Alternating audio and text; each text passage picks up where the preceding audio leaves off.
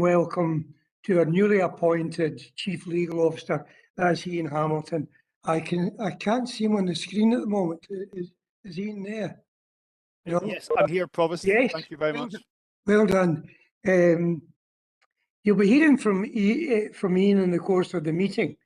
And obviously you all know that this meeting falls shortly after Valentine's Day. And I hope there's still some love in the air. In any case, I'm going to make a statement on the current restrictions.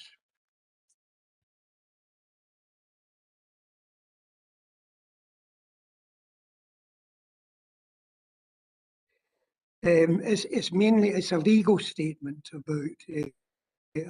about the current restrictions and the various council meetings.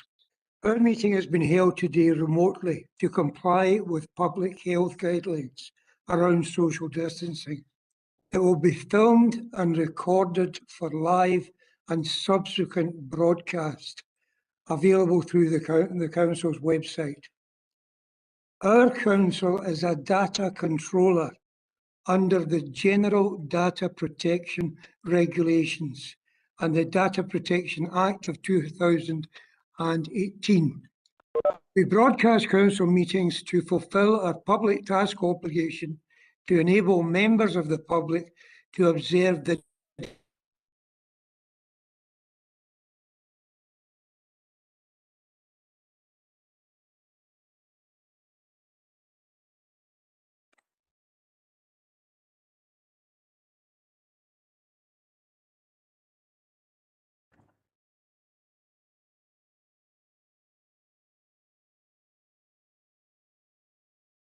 Maybe just wait a moment. The Provost is the only screen that I can see that's went black, ironically. which isn't necessarily a boon, but I certainly can see myself. Louise, can you continue to hear me? We can hear you now, Provost. Right, okay, thanks very much. Now, did you miss all of it, none of it, or just sufficient to make you worried? Sufficient to make us worried, Provost. We got to the GDPR section in relation. I'll repeat that. Our council is a data controller under the General Data Protection Regulations and the Data Protection Act of 2018.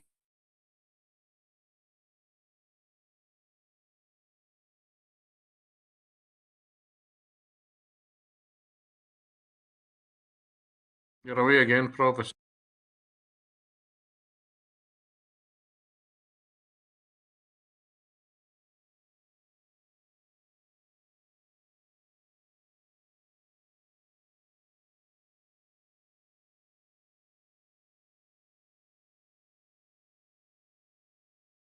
Emma, can you hear me? I wonder if the Provost could use your laptop. Yeah.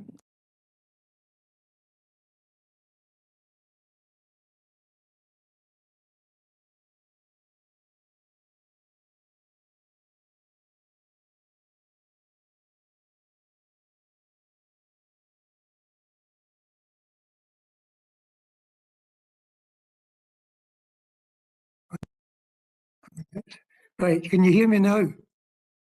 We can hear you now. No one can hear me. Yes. Yes, you can hear me. What I'll do, I'll read the business of data protection again. Our council is a data controller under the General Data Protection Regulations and the Data Protection Act 2018. We broadcast council meetings to fulfil our public task obligation to enable members of the public to observe the democratic process. Data collected during the process will be retained in accordance with council published policies available on the council's website. All members of the council are reminded that they should follow the council's established meeting protocols, including around the use of the chat facility, and that comments made in the chat facility are visible to all participants of the meeting. And this may include members of the public who have also received invites to this meeting. That's a statement, so and please indulge me with careful use of the chat facility. Otherwise, it can be a waste, a real waste of valuable time. So let's do something good for Inverclyde.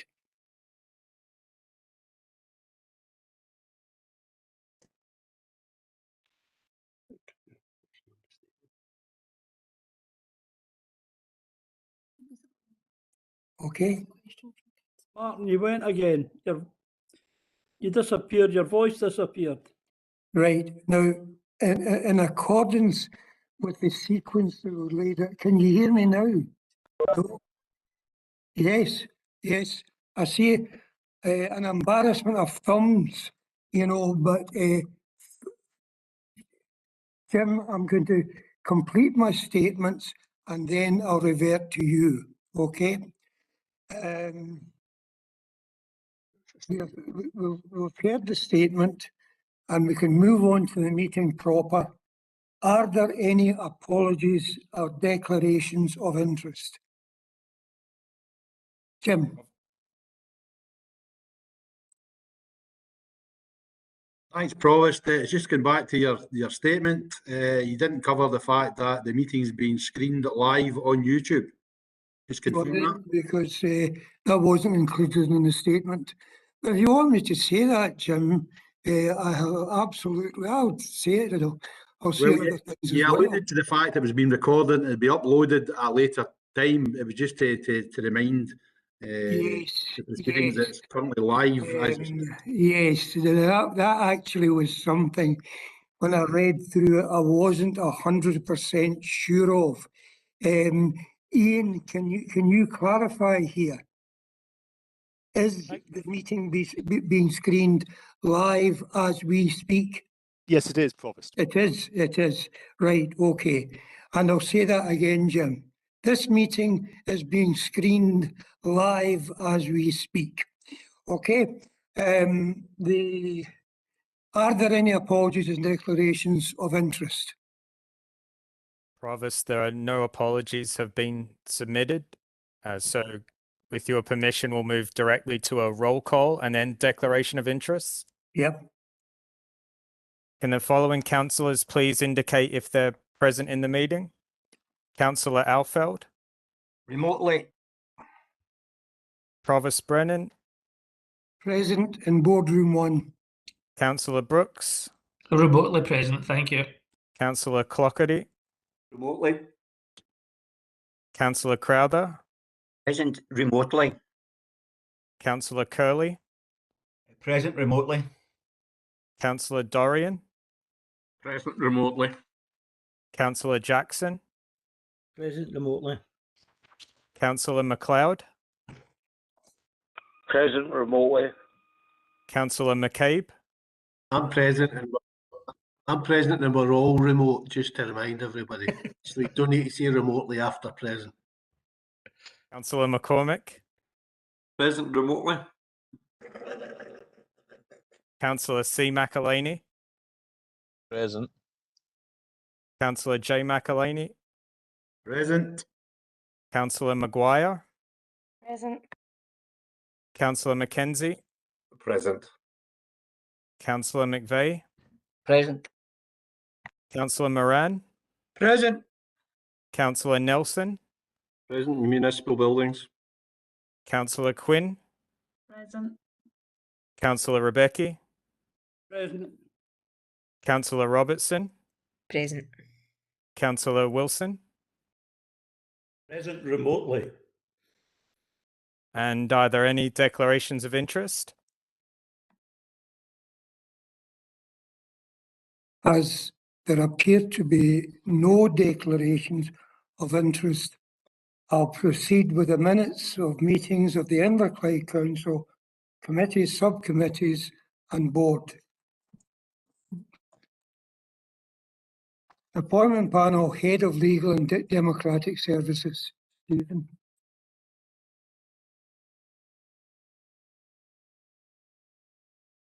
I move the minutes of true record, Provost.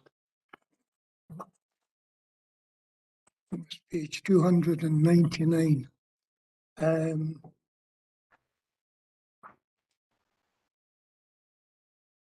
The Inverclyde Council, 2nd of December 2021.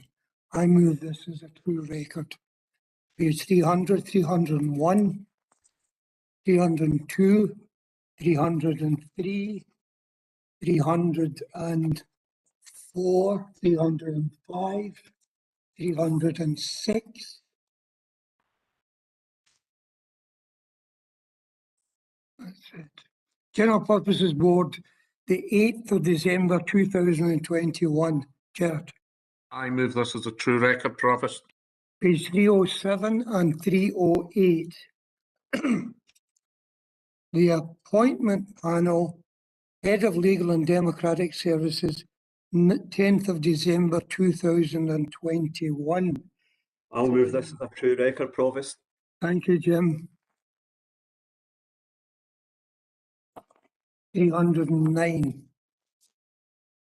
The Policy and Resources Executive Committee, Subcommittee rather, 23rd of December 2021. Stephen. I move the minutes of true record, Provost. 310 and 311.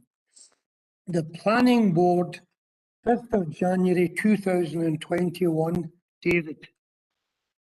I move the minute as a true record, Provost. Page 1, page 2, page 3, page 4, page 5, page 6, page 7, page 8, page 9 and page 10. The Health and Social Care Committees, 6th of January 2022. Robert. Provost, I'll move that this is a true record. 11, page 11, 12, 13, 14 and 15. The Audit Committee, 11th of January 2022. Channel. Provost, I move this as a true record. Page 16 and 17. General Purposes Board, 12th of January 2022. Gerard. I move this as a true record, Provost. Page 18 and 19. The Environment and Regeneration Committee, 13th of January 2022. Michael. I move the minute as a true record, Provost. Page 20 and 21. The Environment and Regeneration Committee, Thursday, 13th of January 2022 at 3 p.m. Michael. I move the minute as a true record, Provost. Page 22, 23, 24, 25, 26, 27, 28, and 28 finally. Right. Education and Communities Committee, 29th of January 2022. Jim. I'll move this as a true record, Provost. Page 29, 30, 31, 32, 33, 34, 35, and 36. Policy and Resources Committee, 1st of February 2022. Stephen. Provost, Councillor McElhenney C has indicated in the chat function, I think he's got a question in relation to page 35 of the minute. Sorry. Sorry, Yes. I was reading the minutes. Sorry, Jim. It's, sorry, Councillor it's- McElhenney. Yeah, it's Christopher. Sorry, Provost. Christopher, sorry, Christopher. Thanks, Stephen. Yeah, it's just a point on item 62. I don't think it quite captures that Councillor Clockerty had also moved that we would bring the transgender guidance to the next meeting of the Education and Communities Committee. So it's just to clarify that that is going to be the case. Well, that will be the Yeah. case. I could clarify that that will be the case. Yeah. So we're on the Policy and Resources Committee, 1st of February 2022. Stephen. I move the minute as a true record, Provost. Page 37, 38, 39, 40 and 41. Local Review Body, the 2nd of February 2022. David. I move the minute as a true record, Provost. Page 42, 43,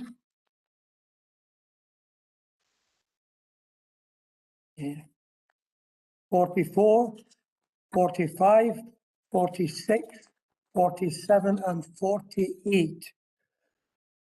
Local Police and Fire Scrutiny Committee, 3rd of February 2022. Tommy. Move this as a true record, Provost. Thanks, Tommy. Page 49 and 50. Audit Committee, the 8th of February 2022. Channel. Provost, I move this as a true record. Page 51.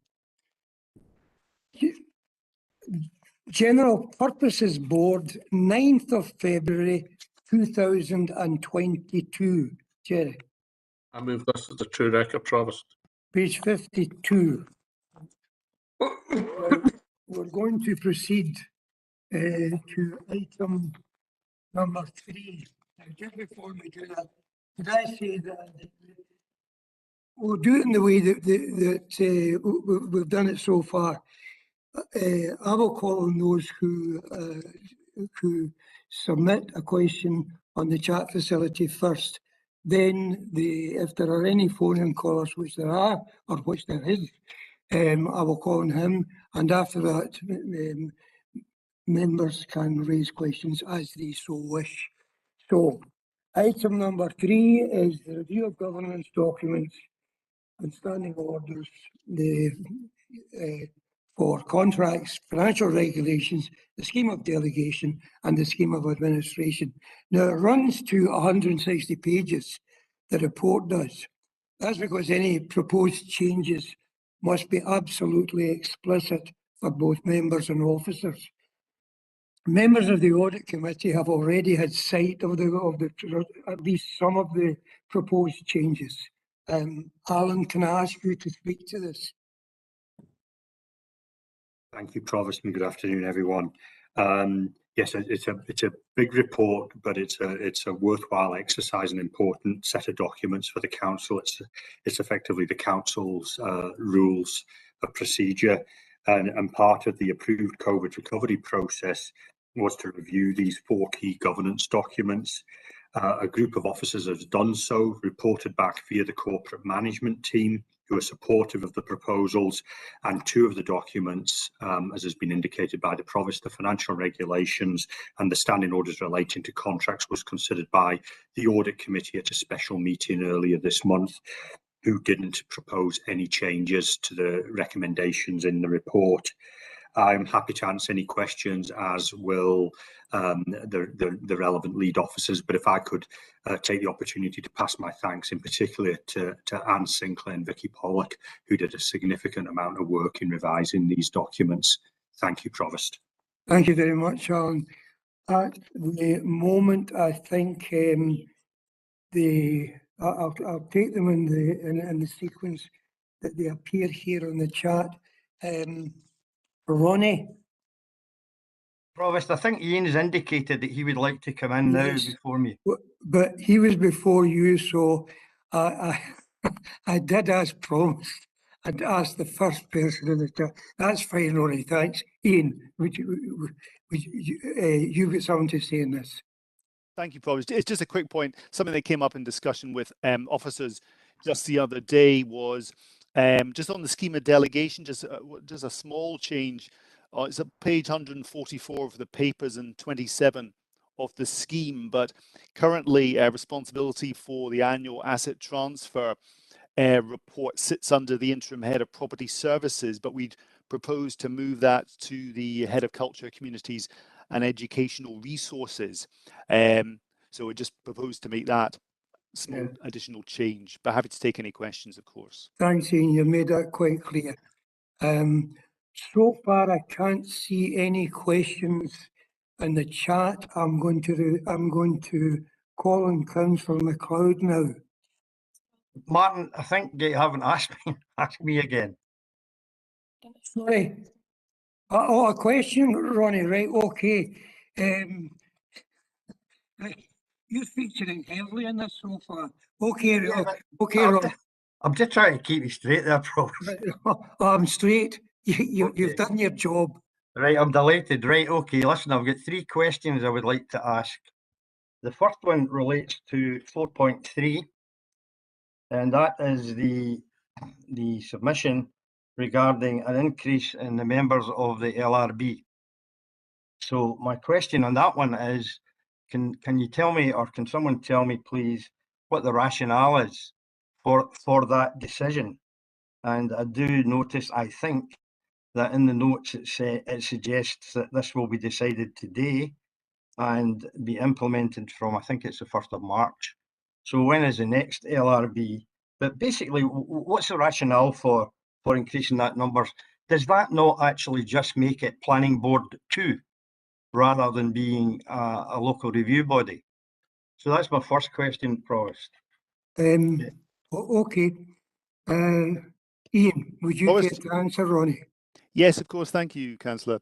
It was really to hopefully perhaps give a bit more flexibility and to assist the determination of LRB matters. Ultimately, as with anything, it's just it is a recommendation from officers, but we thought that was perhaps a helpful change at the same time as we're bringing these other matters forward, Councillor. Which again is why we propose to take it from the Planning Board, because those members will have already undergone the appropriate training. That was why. I mean, obviously, if there were members out with the Planning Board, then we could run training for that. But we are conscious that it is sort of late in the council term, if that assists. Yeah, it does, Ian. Thanks. So basically, what we're saying here is that 9 of the Planning Committee will be on the LRB rather than 7. Is that what we're saying? Ian? Yes, I believe that's right. Yes. Yeah. Right. But doesn't that simply make it Planning Board 2 rather than an LRB? Okay, let me move on, if you don't mind, Provost. And it's Appendix 1, and it's item 6, 8.6.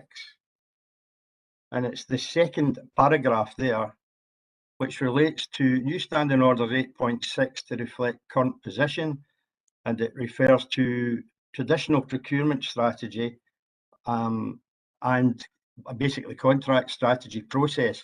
I don't quite understand that, and I would hope that someone might be able to explain that to me. I don't quite follow the logic in that one.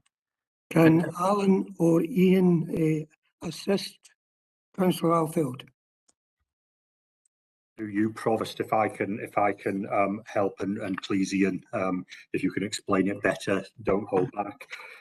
This is simply, I think, clarifying that obviously the council is signed up to a large number of frameworks through Scotland Excel and other organisations, but it's saying that the council isn't duty bound to use those frameworks if there's a better alternative that we can identify as officers. Alan's absolutely right. It's just to make sure that we're not tied by our internal processes and that we're making sure we're able to evidence and secure best value through the most appropriate route. Okay, it's about flexibility. I appreciate that. Okay, Provost, I think this is my last 2 questions then, and these relate to standing orders relating to contracts on page 24. And the paragraph which I'd like to query is 14.1. So my question is, if 30% of workers are disabled or have special needs, would that restrict the participation in supported employment programs against the bidders? That's basically my first question. And my second question is on the same page, and it's 16.1, and it's about tender evaluation. And I have read this one in conjunction with 18.2 because I think they're both related. And the question I would like to ask is, when an organisation submits a bid, can we intervene prior to any decision being made requesting that a formal bid be adjusted to positively influence that contract? Right. Now, I hope you understood that, Alan, because I'm going to I'm going to ask you to help resolve Ronnie's difficulty here. Alan, would you prefer me to? Okay. Ian, do you wish to answer? Happy for Ian to intervene, Provost. So if you keep me right, Councillor Alford. The so with supported businesses, the 30% comes from the relevant regulations. So what that means is, in essence, we can look to direct, where it's appropriate, secures best value, certain contracts towards those businesses that are classified as supported businesses, and that 30% relates to that. I'm not sure if I've entirely answered that question. If I haven't, do you want to follow that up? Yeah, I do, Ian, thanks. Yeah, I think basically if I wanted to make it maybe more straightforward, if an organisation has 30% of workforce who are disabled or have special needs, can they bid for a contract, an employability contract with us? Absolutely. You know, our contracts will be open to everybody. I guess what this is the other side, that it allows contracting authorities such as the council the ability to look to direct certain contracts towards supported businesses without us having to go through a more sort of open regulated procurement process, if that assists. But yes, that doesn't preclude supported businesses or anybody from applying to those contract opportunities that we put out to the open market. Okay, so there would be no negative influences in an organisation which basically has 30% or more of employees who are disabled or have special needs from applying for contracts. That's correct then? Correct. Okay, thanks. And I guess the last one, if you want clarification on that one, Ian. Yes, please. So you referred to 16.1. Yeah. And also 18.2. Yeah, because I think they're related. Yeah. So I in effect, what they are looking to do is make sure that we're evaluating, everyone has a level playing field, because those are the obligations that we have to comply with. So that in effect is what 16.1 is saying. 18.2 is slightly different in that we might need to seek clarification from bidders about certain points, and it's giving us that flexibility to do that. I mean, ultimately, all this is covered under the relevant regulations. But does that answer your question? I'm not sure. Well, okay. I mean, yeah, more or less. But I guess the two words are seeking clarification. So my question relates to the fact that if, in fact, we are inquiring of a bidding organisation, do we have the authority, or can we ask them to change the bid which has been submitted to basically, if you like, influence the destination of the contract? No, I mean, all bidders have to be treated equally, and in the same way. There might be times when a contracting authority realizes it perhaps needs to give some clarification to all bidders, because perhaps the documentation isn't as clear as it might be. In which case you would give everyone the same opportunity.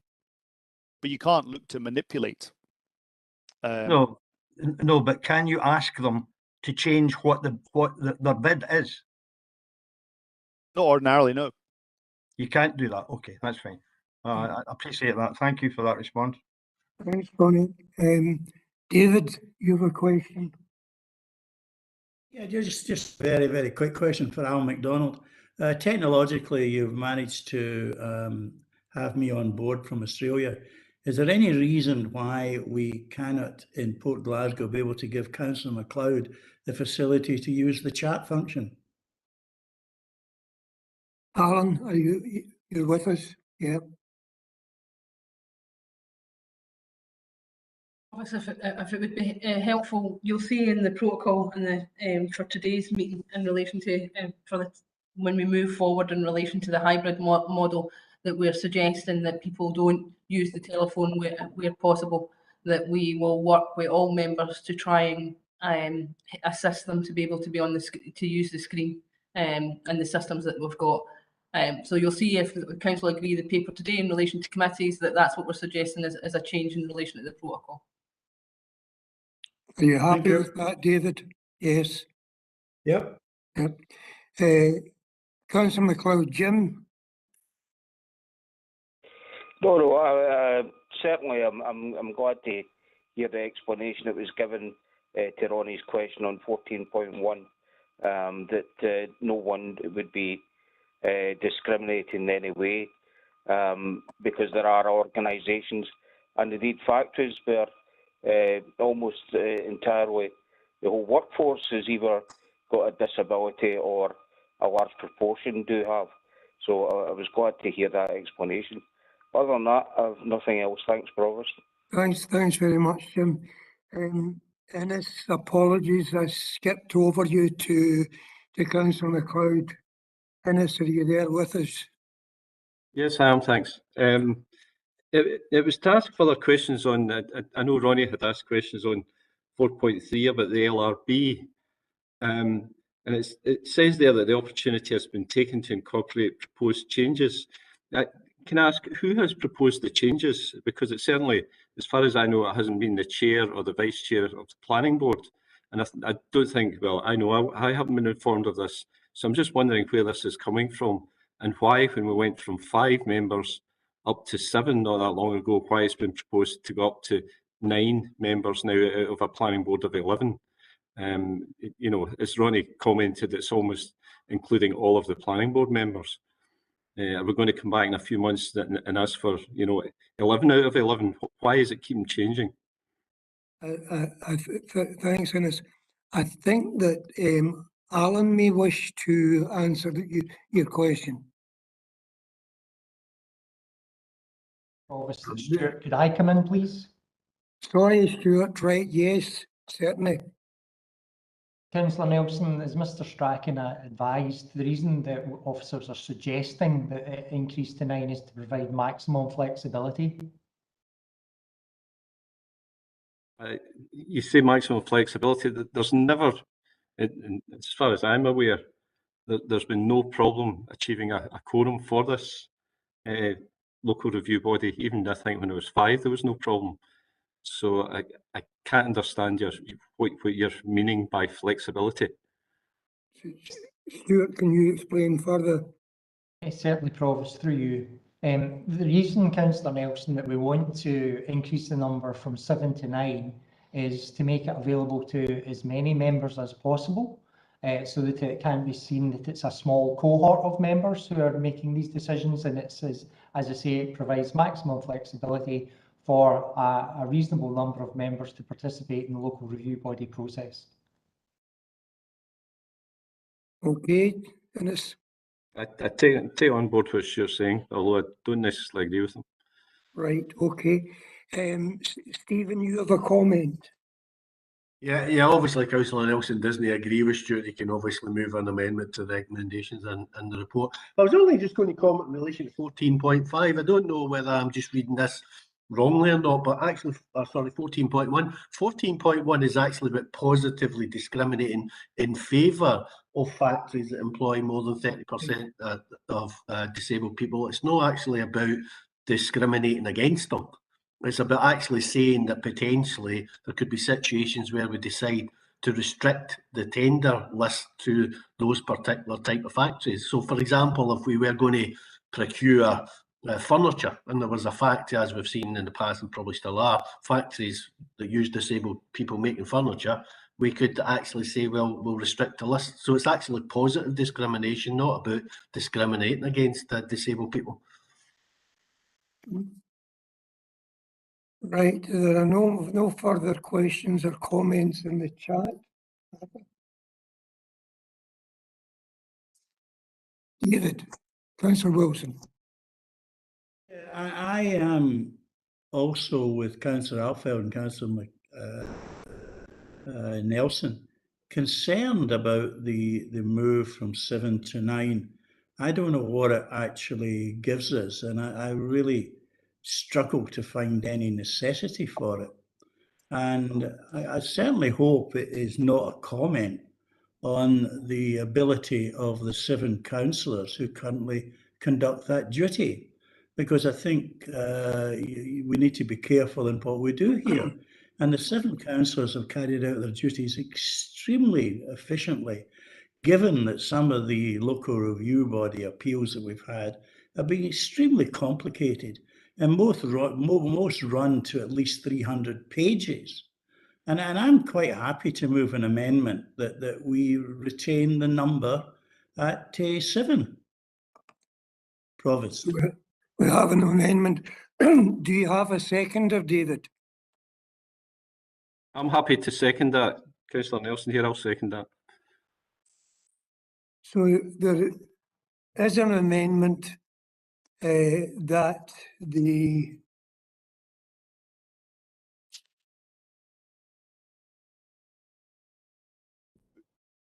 Provost, for the pause there.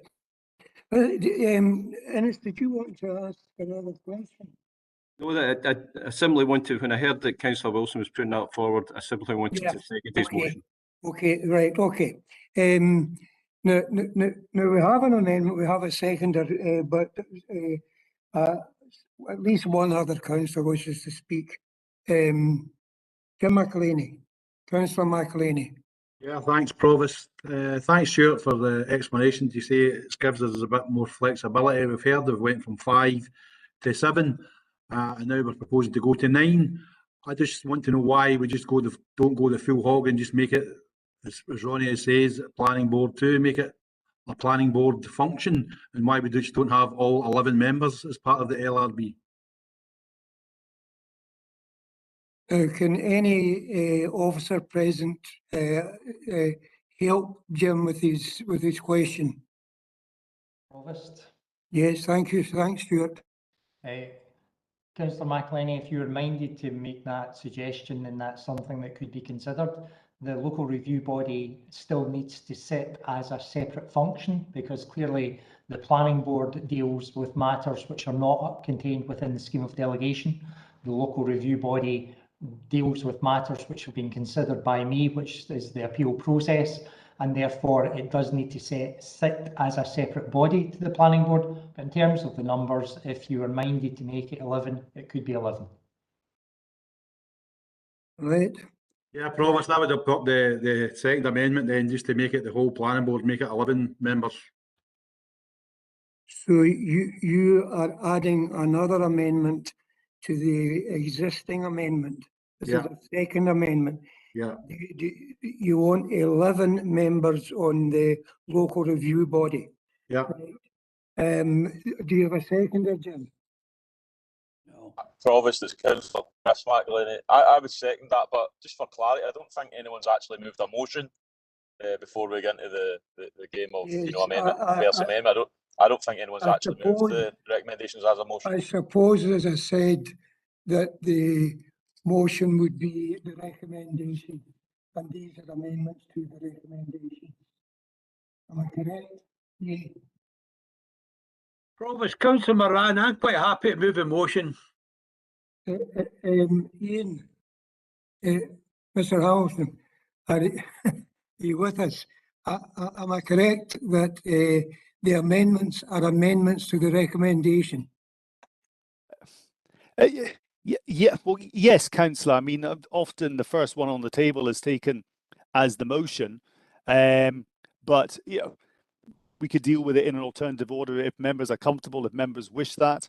It might be simpler just to deal with it that way, and we could take Councillor Moran, and if there's a seconder there as well in terms of a motion, we obviously need to be clear about what the motion is, but I'm happy to help with that if members would wish. Robert. The motion is to move the recommendation in the report. Thank you. Seconder, Robert.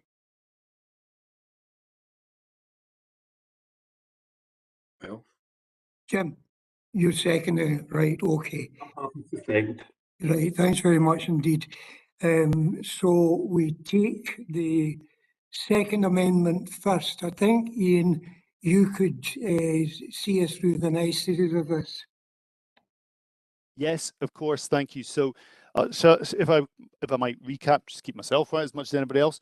So moving the motion is Councillor Moran, seconded by Councillor Clougherty, which is moving the recommendations in the report. And if I can also check, councillors, that that's the verbal amendment I mentioned as well around the annual asset transfer report. If we're content to move that also. Yes, aye. Okay. And then we can come, when we work out about LRB, we can perhaps come back to that aspect.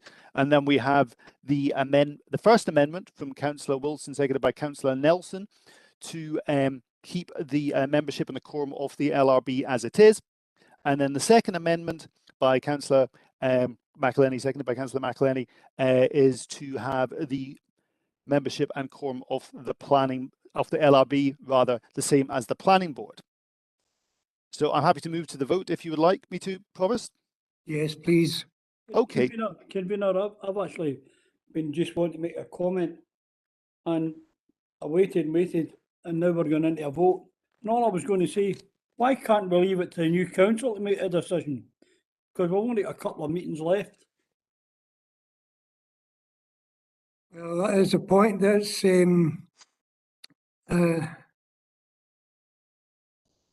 Yeah.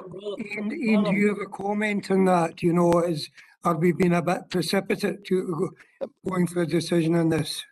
You know, effectively, you know, the new council can look at things afresh. Anyway, Councillor Rebecca does, of course, have a point. I mean, ultimately, Councillor Wilson's motion is effectively looking to retain the status quo as regards the LRB in any event. But Councillor Rebecca is of course right. Thanks. That way it stop any arguments and give people time to look at it and see how they feel about going from 7 to 9 or 11. No, thanks. Well, point well made. Drew, do you wish to speak? Thank you, Provost. No, as I've been a member of the review body for the last 5 years, I think 7 is the perfect number for it. When you compare it to the planning board, it's got a different dynamic of a meeting where you have 7 people very much focused on what you're deciding, what you're working towards, and there's really no hiding place on it. You've got to do your homework, and there's very rarely do you not get speaking on it, with the convener bringing out everybody's views on it. I think if you push it to a higher number, it gets diluted a wee bit. I think 7 is a very focused number, and I'll be supporting the staying and keeping it at 7. Thanks. The only thing I would say is that if it works well, as David was saying, we said it's an excellent, it's almost an exemplar of a committee, that two new members would benefit from that, and they would take their expertise from the LRB into other committees. Anyway, Ronnie. My question is just there, Provost, when's the next LRB? March. 2nd of March, Councillor. Okay. Thanks. Why change before March? Ronnie has spoken. Now, Jim, you've already framed a motion, haven't you? Yeah, Provost, but it was just a comment on which Anna had said after I had spoken already. Well, technically, you should speak at the end of sum up your motion. But in any case, on you go. Yeah, it was just to pick up on which Anna says about leave it to the next council.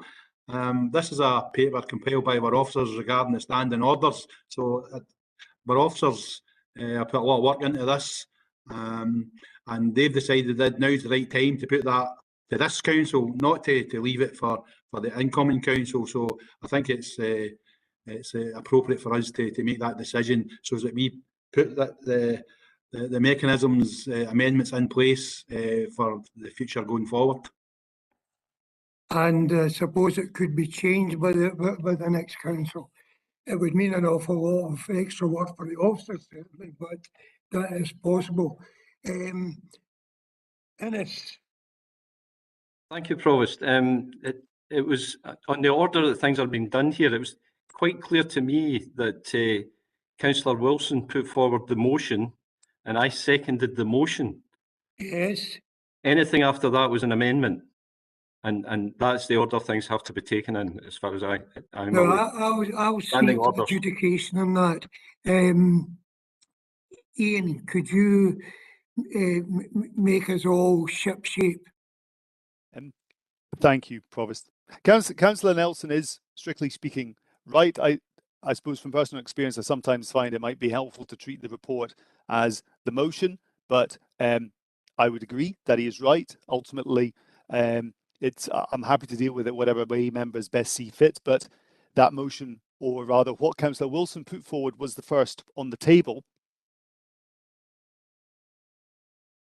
Okay.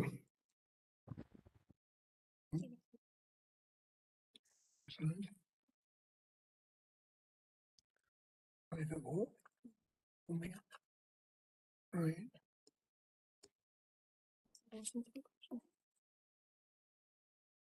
David. Yeah, I think we need to look at practicalities here. We have an LRB coming up in March, I think the 3rd of March. We will have probably a further LRB in April. There is a backlog of applications for the LRB because we were short-staffed. And really, I don't think we need to go in at this stage to trawl through the planning board to find 2 more volunteers to come on at short notice to an LRB that's happening in March, because I know the papers for that are going to be extremely extensive. I think this is just meddling, and I don't see the necessity of it, certainly before May. But now, Ian, if you could address the various motions which have been put and advise us on which to vote first, we might be able to get out of this impasse. I will do my best, Provost. Okay, so listening to what members have said, and correct me if I'm wrong, I'll run it just so we're clear. So I believe that members would wish to will take Councillor Wilson, what he put forward, seconded by Councillor Nelson, as the motion, which is moving the officer recommendations in the report with the changes to the governance documents, other than keeping LRB membership and quorum as it is. Okay, that's the motion on the table. The first amendment is by Councillor McElhenney, again moving the officer recommendations in the report, but quorum and membership of the LRB same as the planning board. And then the second amendment, Councillor Moran, is moving the officer recommendations. I think I've got that. I'm looking around. I don't see any objection. So if you would wish me to, Provost, I could take us to the vote, which would be the 2 amendments against one another first.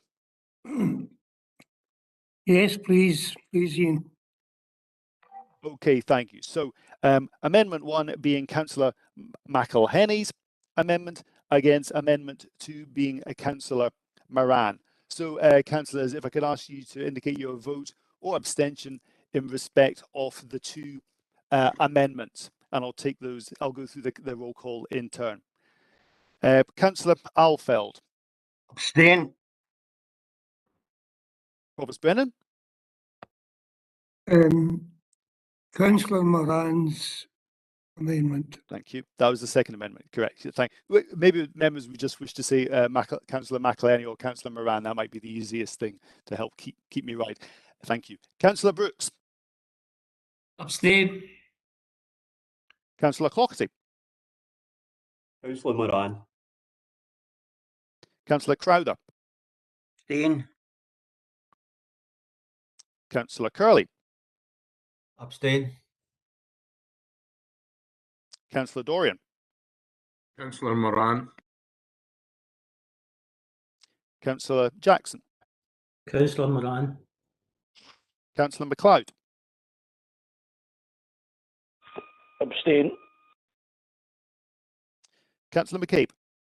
Councillor Moran's amendment. Thank you. Councillor McCormick. Councillor Moran.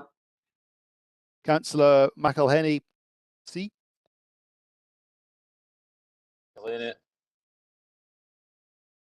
Councillor McElhenney. Jay. McElhenney. Councillor Maguire. Moran. Councillor Mackenzie. Abstain. Councillor McVeigh. Abstain. Councillor Moran. Moran. Councillor Nelson. Abstain.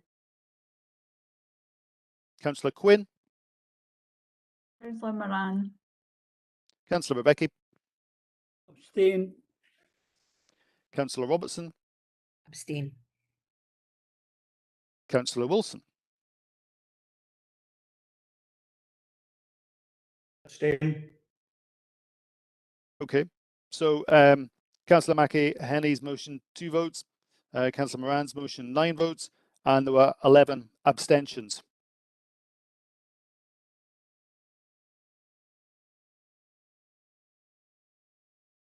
Oh, Councillor Moran won. So we now have the situation. So we go to Councillor Wilson's motion.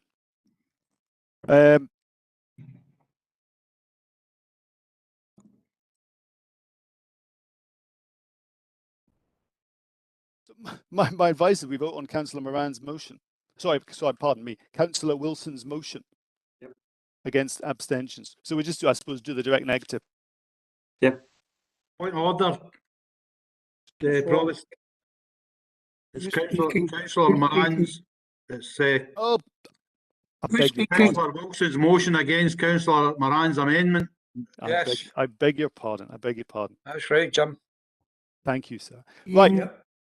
Ian, don't go home and weep about this. It's your first meeting. Okay. Thank you. So, councillors, just to recap again, we have Councillor Wilson's motion against the amendment by Councillor Moran. So if I could ask you to indicate your vote against either the motion or the amendment, and we'll go through the roll call. Councillor Alfeld. Motion. Roberts Brennan. Moran. Councillor Brooks. Motion. Councillor Clockerty. Amendment. Councillor Crowther. Motion. Councillor Curley. Motion. Councillor Dorian. Councillor Moran. Councillor Jackson. Councillor Moran. Councillor MacLeod. Motion. Councillor McCabe. Amendment. Councillor McCormick. Amendment. Councillor McElhenney. C. Pardon, yes. Councillor McElhenney. Maybe come back. Other Councillor McElhenney. Amendment. Thank you. Councillor Maguire. Amendment, please. Councillor Mackenzie. Motion. Councillor McVeigh. Motion. Councillor Moran. Amendment. Councillor Nelson. Motion. Councillor Quinn. Motion. Councillor Rebecca. Motion. Councillor Robertson. Motion. Councillor Wilson. Motion. Okay, and is Councillor Chris McElhenney there or back? Amendment. Amendment. Okay, thank you. So, thank you. So the motion was carried by 12 votes to 10. Okay, Provost? Yes, that's fine. So, although we had to go to a division, the motion is carried. So we don't, Provost, just to clarify, so the recommendations other than the changes to the LRB are approved, so we don't need to deal with any additional appointments to the LRB. Right, okay. Thanks very much, Shane. Thanks to all the councillors who participated. Can I ask, convener, is that till the new councils? Because that's what I think Councillor Wilson was saying at the end up.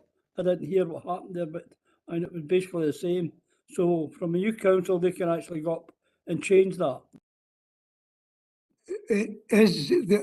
That would be my understanding, but I'll revert to Ian to say can the new councillor change today's decision? Ian? Yeah, I mean, yes. The 6-month rule would apply. As ever, the standing orders can be suspended where it's felt appropriate, and those matters would be dealt with by the new council officers giving advice as appropriate, if that assists. Thank you. I think that's us finished with item 3. Number 4, item number 4 is an update on the future delivery of all council committee board meetings.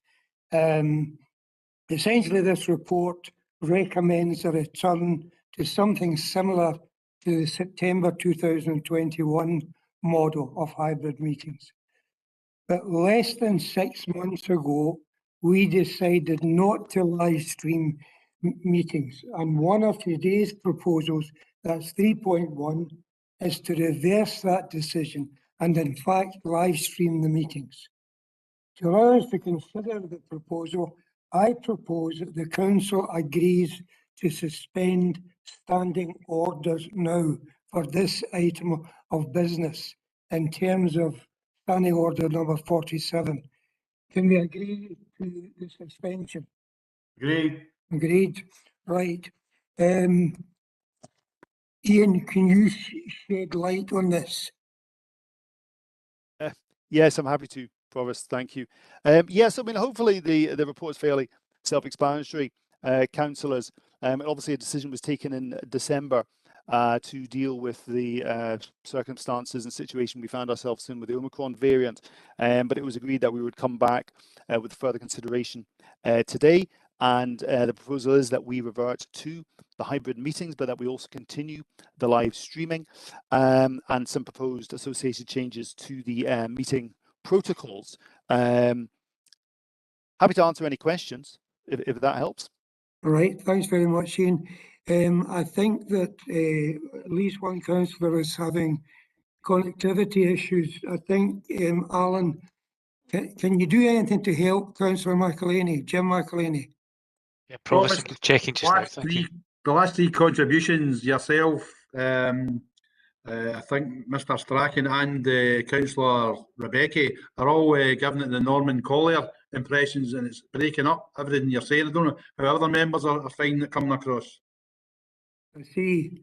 I don't know Norman, but is there any way you can help, Jim? No. I'm just checking just now, Provost. Are you going to check it just now? Yeah. Okay. Mine's is fine, Jim, so I think it's yours.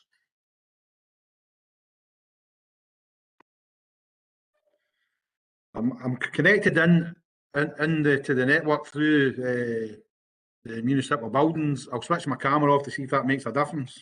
You're perfectly audible, Jim. Say again, Martin. I said that you're perfectly audible. Well, you're breaking up. You're cracking up. You're cracking me up. I do that regularly of an afternoon.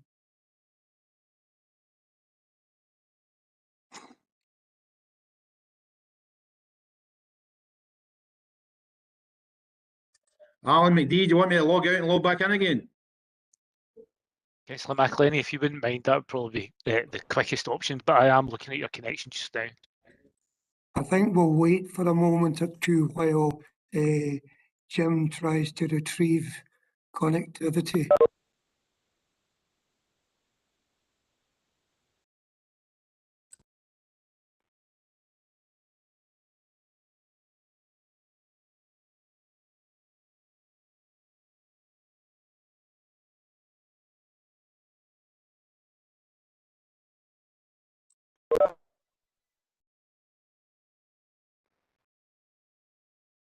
Jim, are you hearing? Did you miss me? Oh, intensely. Right, okay. I mean, That's just the there were same. people running around the streets screaming. Just the same. You're still breaking up. Where is Jim? Well, actually, I hate to say it, but I'm not breaking up. You know, it must be. Provost, there's no obvious issues with Councillor McElhenney's connection to the WebEx at the moment. Right. Okay. Alan, I'm looking for Ian. I'm looking for your advice. Jim cannot hear. You know, he can hear, but he can't hear on the device as present. I mean, he hears something, but it is breaking up, obviously. Should we proceed, or should we wait? Well, the meeting protocol so allows for a period of 5 minutes, brief adjournment, if we want to try and take that just to allow us to try and sort that connection. Okay. It's now 1 minute past 5, Jim. We'll wait till 6 minutes past 5. Okay? Can I suggest, Provost, that people make their phone calls during the next 5 minutes and eat what they eat during the next 5 minutes? Provost, I'm now connected via my phone. I'm happy to continue. Jim is happy to continue if we're all there and if we put our mobile devices away, with the exception of Jim, and we will be able to proceed to the future delivery of all council, all committee, all board meetings. Right, are there any questions? We have a question from Councillor Brooks. Thanks very much, Provost. Chris McElhenney was in first, but I'll let you make the ruling. No, Christopher has withdrawn his question. Okay, sorry, my apologies. Yeah, it was just to ask officers. It was just to ask officers. The recommendation is to bring this into place on the 1st of March. Now, we're having connectivity problems at the beginning of the meeting, and we're currently having them. We have a very important meeting next week on the 24th of March. Can I ask officers why we're not going to implement this new policy as of close of business today? Did you mean the 24th of February? Sorry, my mistake. 24th of February. Now you're asking about connectivity problems, Graham, aren't you? No, I'm suggesting we could implement this new policy as of close of business of today's meeting, which means on the 24th of February, people could come into the chamber because we've got the hybrid meeting. But the the recommendation from officers is we're not going to do this till the 1st of March, which means the meeting next week, 24th of February, will all be online and we may have these problems again. So it's a very important meeting to set council tax and budget. We could be in the chamber for those who choose to be. Ian, I think the question is, are connectivity problems likely to jeopardise the democratic process? I don't know if you can answer it. Thank you, Provost. Thank you for the question. No, I mean, I think that we felt that we should just continue, as I say, until the date that's in the report, just to make sure, because the feeling was that the meetings had been going relatively smoothly through the existing arrangements, including what we're using today, and that I suppose because of the importance of the meeting next week, we should retain this until I make the change on the 1st of March. If that assists. Right. Thanks. Thanks, Ian. Natasha, you have a question. I think I'm mistaken. I was just going to say, haven't we already agreed this? I thought somebody had said the item number and we said agreed, which means that it has already been agreed, but please correct me if I'm wrong. I think that was the previous item. Okay, no problem. And just Well, with it was, Councillor... to be quite precise, Natasha, it was I had asked if we agreed to suspend standing orders, and right, that was agreed. apologies. Okay. Also, just Councillor McElhenney, Jim, if you go into your video, you can reduce the quality, and that might help with connection issues. That's what I've had to do as well. Okay, there's a tip for you, Jim. There are no further questions. Provost, I see Alan's got his hand up. Yeah, Oh, Provost, sorry. I've got a question as well, Provost. Yes, I've got it now. I've been straightened out. Straight as a die I am. Christopher. Thanks, Provost. As Councillor Brooks touched upon, we've got a very important meeting next week, but also as part of these meetings, we deal with confidential papers that include third-party data. For example, the last paper we spoke on.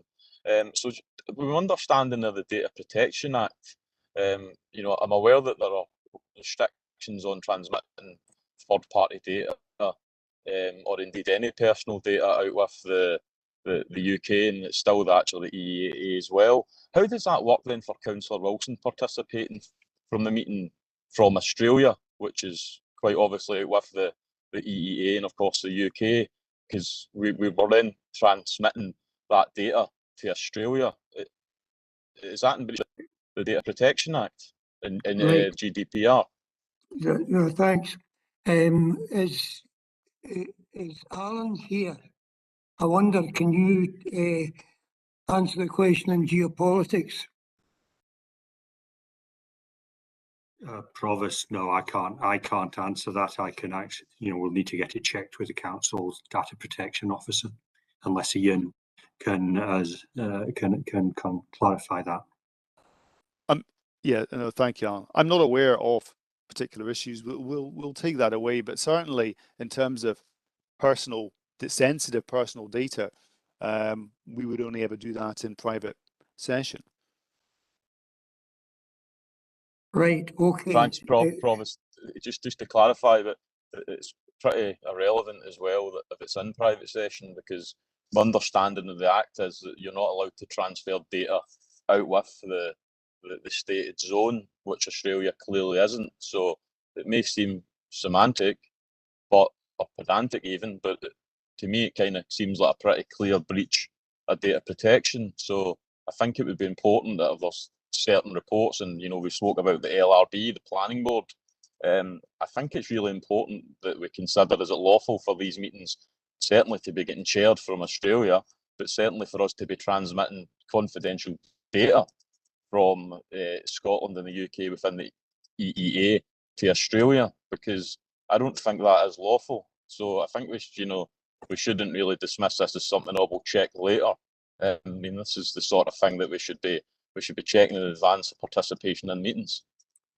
Alan, can you put Christopher's mind at rest about the intelligence issues, GCHQ, etc.?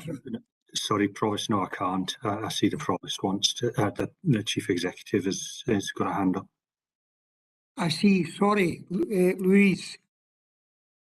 Thanks very much, Prof. It's probably just to, I'm not sure that we can give Councillor McElhenney the assurance that he wants, but in my previous role as the Senior Information Officer for the Council, what I would say is we are in a public session and we are having discussions. Officers will go away and we will look and we will seek advice in relation to whether we can chair meetings or whether we can share information across boundaries. And obviously there has been recent changes in relation to the European, but we're not sharing papers at this moment in time. We're having a discussion, and I think that we will go and check, and that's probably the best we can do at this moment in time.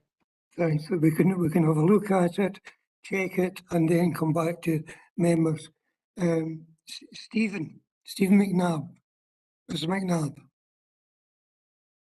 Thank you, Provost. Good afternoon, everyone. It was really just to add to a little bit to what Mr. Strachan said about the rationale for the 1st of March.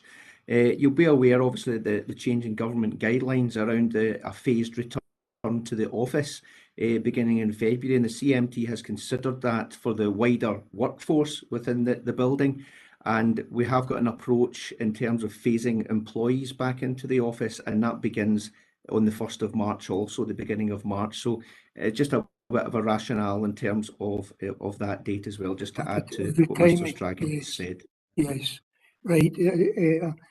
Alan, I believe you wanted to come in. Thank you, Provost. And it was simply to make the point that Stephen was making there, that the rationale for starting it is that was when the phased return of employees comes in.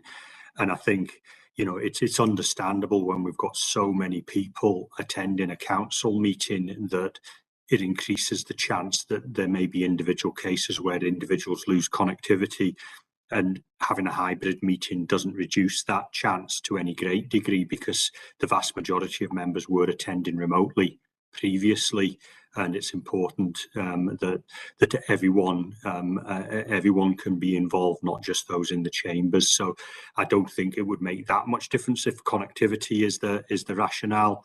But again, as was the case with the previous item, if members want to move something different, then obviously they're perfectly entitled to.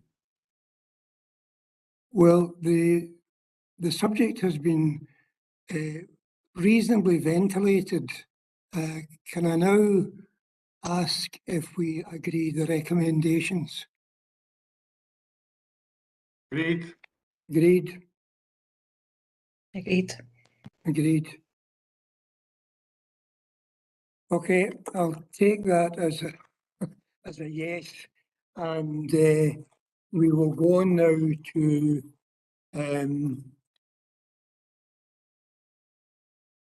item number 5. This is about the local government elections, and this directly affects the majority of people, or the majority of councillors present here. The report requests that we continue the polling scheme we approved for the Scottish parliamentary elections in May of last year. But this time, the same arrangements will apply to the local government elections in May this year. Now, I have asked about this, and I'm assured that schools were only used in extremis because of social distancing requirements. Are there any questions?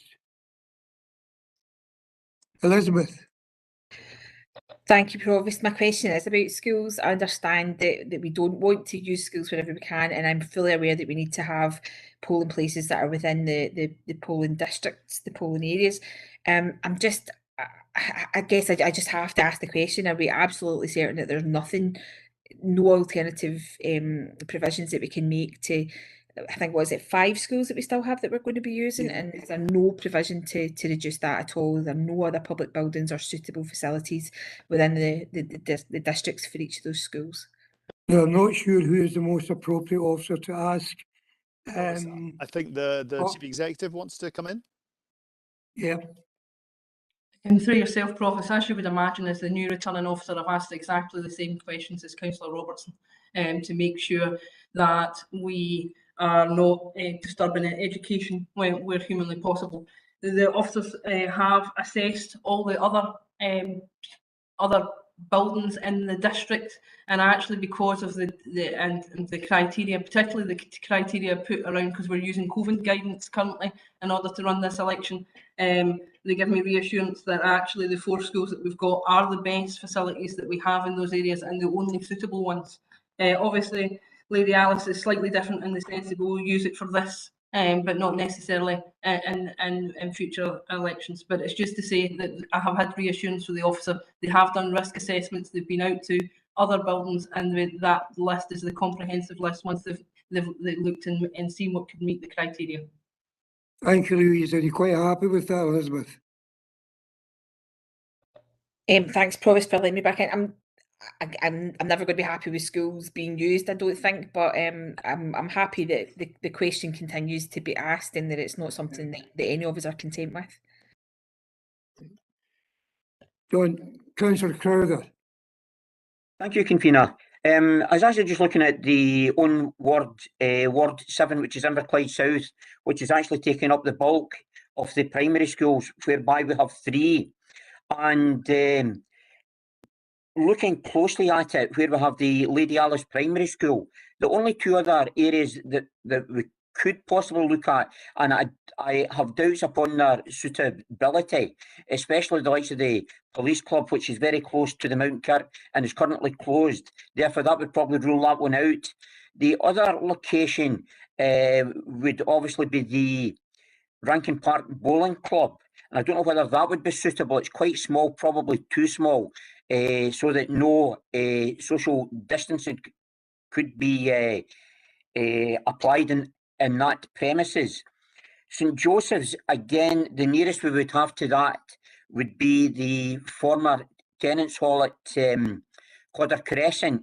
And again, I don't think would be suitable. It's been closed for a number of years, and I don't think that would be suitable either. And likewise, St Andrews, there is no other alternative premises there, not unless we have to use the Larkfield Children's Centre that has just recently opened. But again, that would penalise our young children.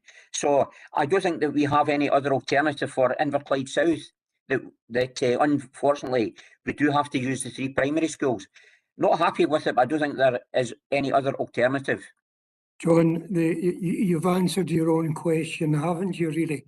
You know, that there was an exhaustive list of premises, and for one reason or another, they're not suitable in the schools.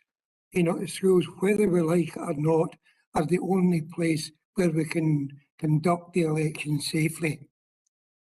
Thank you, Provost. I should actually mark it up as comment rather than question. Sorry about that. Thanks, John. No, you're quite right. Natasha? Thank you, Provost. Yeah, it was just actually about why are we not using a self-waste library? I don't know if maybe I've missed a detail there, because that's the only place that I could identify, but I'm sure, unless I've missed something within the papers, but that's the only place that I could really think of, and I agree with the comments that my ward colleague has said. This is another alternative, Louise. You know, just because it was used in the past, Provost, for elections. Can you set Natasha's mind at rest? We assessed the library and it wasn't suitable due to the COVID restrictions that are required in relation to the election. So it has been one of the areas that's been assessed, just to provide some reassurance. Thank you, Louise. Okay. Are there any more? There are no further questions. Do we agree the recommendations? I take it we've agreed them. Right. Thank you very much, ladies and gentlemen.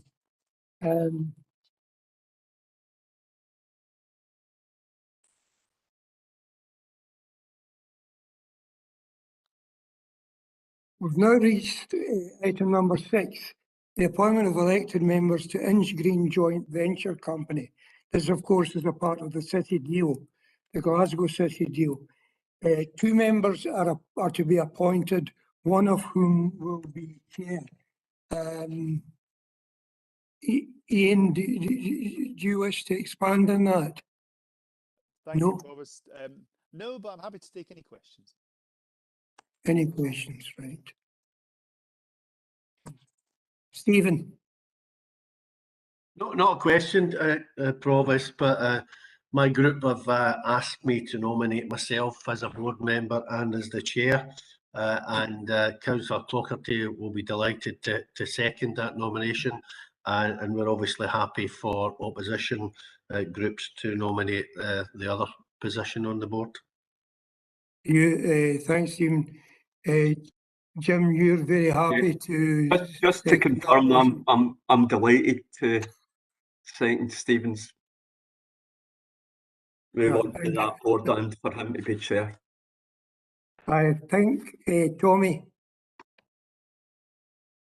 Yeah, thank you very much, Provost. Given his extensive business experience and given he's chair of the Port Glasgow Regeneration Forum and Inchgreen is included in his ward, I would consider that Councillor Mackenzie has the requisite knowledge and experience to fulfil this role for the council. So I would move Councillor Mackenzie be one of the representatives.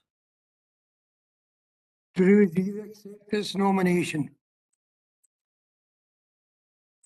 Yes, I would accept that, Provost. Do you have a seconder, Drew?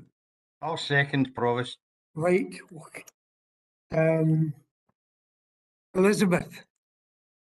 Thanks, Provost. I would like to nominate Councillor Christopher Curley, who's our group's spokesperson for the Environment and Regeneration. We think he's the person that we would like to nominate for the other post, and we support the notion of Councillor McCabe being the chair of the group. Right. So, do you have a? So what you're doing, Elizabeth, is this. Just to clarify it for me, you're proposing that Stephen chairs the group, is the chair of the joint venture company, and Christopher is his vice chair. No, or is it appointed just to the making a board? nomination, but because Councillor McCabe had indicated that he also wanted to be chair, I'm just kind of sticking my oar in terms of that comment also. So you are Councillor Curley's seconder. Well, I'm nominating him. You're nominating him. Right, okay. I think Councillor Crowther wants to second my nomination.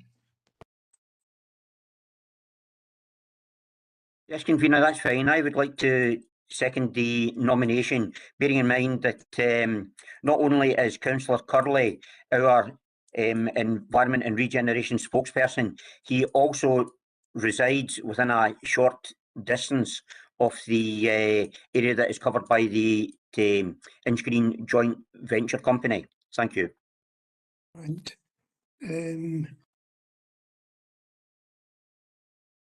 Councillor McLeany. Jim.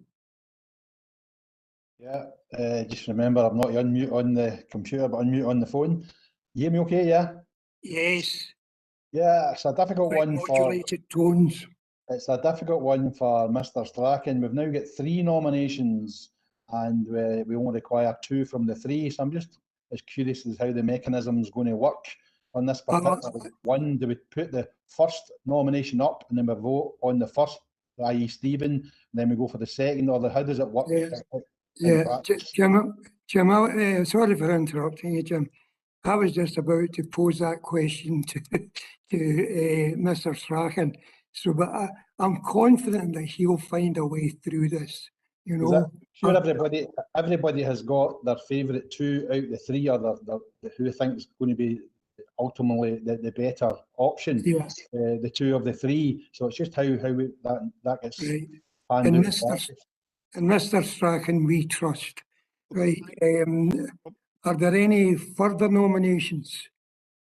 Ian, would you like to untangle this?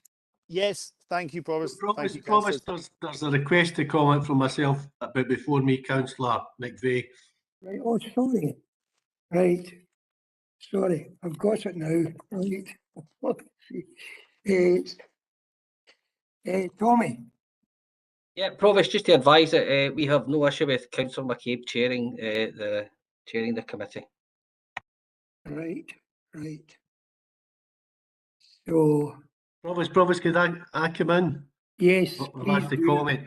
I mean, there is sort of protocols and conventions before about this, and if opposition members are happy for myself to be one of the nominees and chair of the board, which seems to be the case, then we are happy to abstain in any vote between the 2 opposition nominations.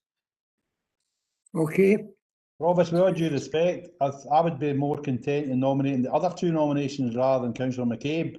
Right. Okay. That's fine. That's fine, I don't know how that goes in practice. I get it. I understand. Right. Ian, can you make something out of all this? Thank you, members. So where I got to, Provost, was that it did appear that we had agreement around the appointment of Councillor McCabe as a board member and as the chair. So that would leave us then with a vote, unless members can otherwise agree, between the nominations in respect of Councillor Mackenzie and Councillor Curley for the second appointment. So we could just deal with a vote on that unless members are otherwise able to agree. Jim, are you quite happy with that? No, I'd put the amendment. I would put the I'm amendment. sorry, Jim Clougherty. Sorry, I should have said Councillor Clougherty. Are you quite happy with that? Yeah. Jim Clougherty, yes. Right, okay. Yes, Rob, yes. I would like to put forward an amendment that would be Councillor Curley and Councillor Mackenzie as our two nominees, with Councillor Curley being the chair. Provost, Ian, it is now, almost as confusing as it could be, but I think you'll make sense of it and make sense of the vote. Okay, can we proceed like that? Right? Provost, I have a question. Sorry. Yeah, Yes. I think this has to be treated under standing orders, that there has been a motion and then two amendments. Yeah. Okay, Ian, I'm relying on your legal brain for this. Understanding orders, and as Councillor Nelson said, that there is a motion, but there have been two amendments. So we get rid of the two amendments, and then we see, we sample the two amendments and then see what we're voting on. What I would propose is that we deal with the appointment of the board of a board member and chair first, because it's difficult with having a number of different, because we're having to deal with two different appointments. Well, okay, Ian, what does that mean? Does that mean that we agree there will be a chair and another board member?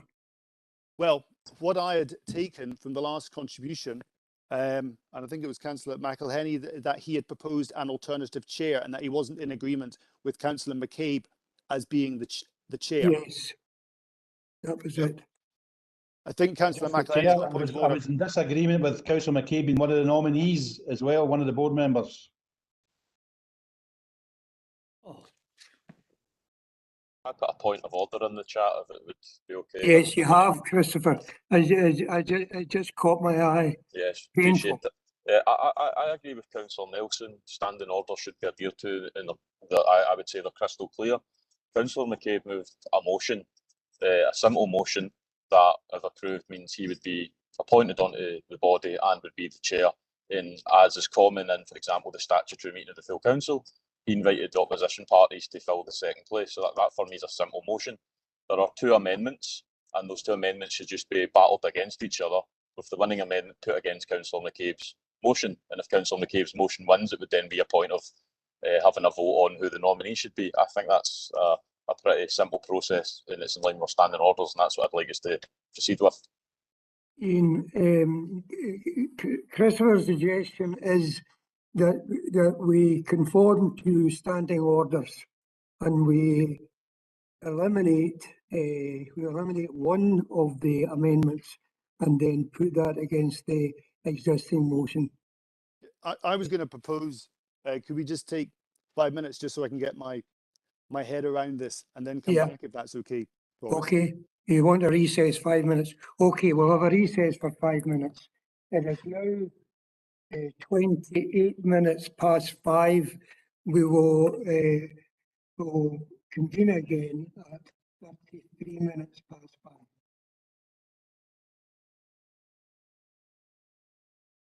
That's quite smart. You know, you couldn't tail for I couldn't edit it. Was it?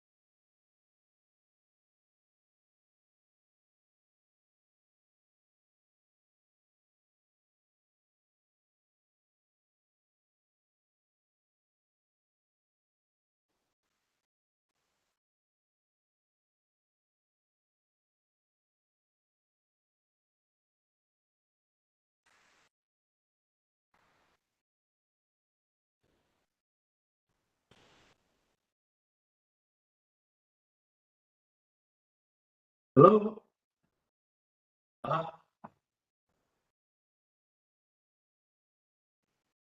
Oh. Unmute Stephen.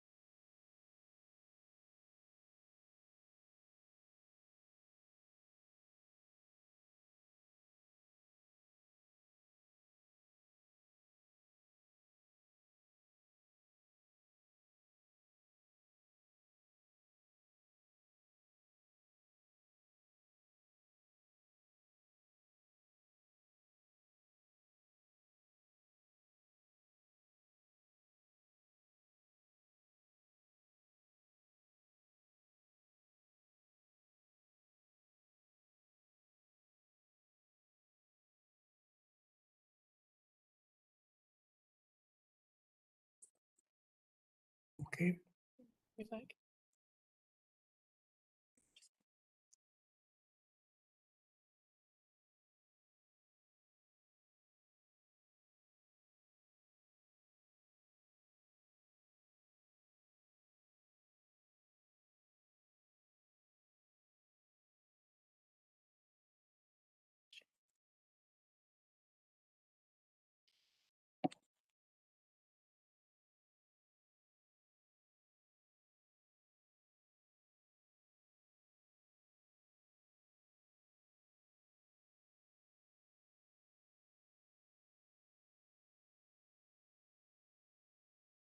There's somebody jiving at the.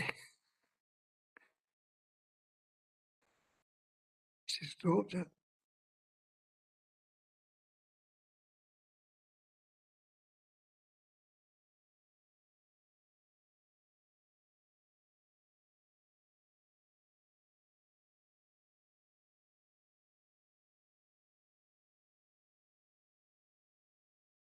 Someone there.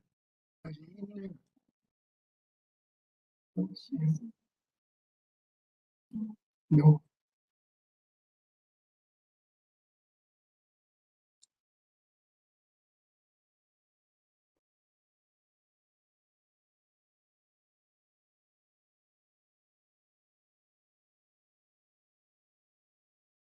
That's Stuart.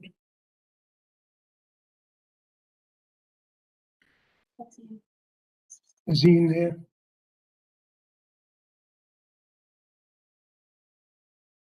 Right, Ian, I hope you're there. Always in one of these discussions, somebody trumps you with standing orders, and you're not sure if they're talking about 51 or 7, and it gives you pause for thought. But I can't see you, Ian. I can see you now. You're holding headphones. You're assuming the position with the headphones. The have you a suggestion, Ian, which would suit all parties that, that would pour oil on troubled waters? I have a suggestion. Standing Thank you, order Provost. to me. And thank you for your time there, Provost and Councillors. I have a suggestion for working our way through this, unless there is unanimity in the chamber. Shall I proceed as to how I would propose that we deal with this, Provost? Ian, I'm very sorry. I'm very sorry about this. No, not I notice again that someone wished to make a comment. Channel it yourself. Provost, just what I was thinking. One, you have Stephen was nominated first.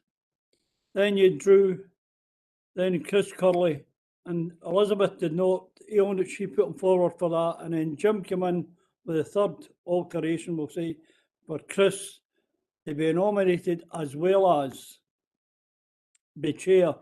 Now, that's, so the first one's out the window. So between the three, you've got to have a vote in them, which one goes forward.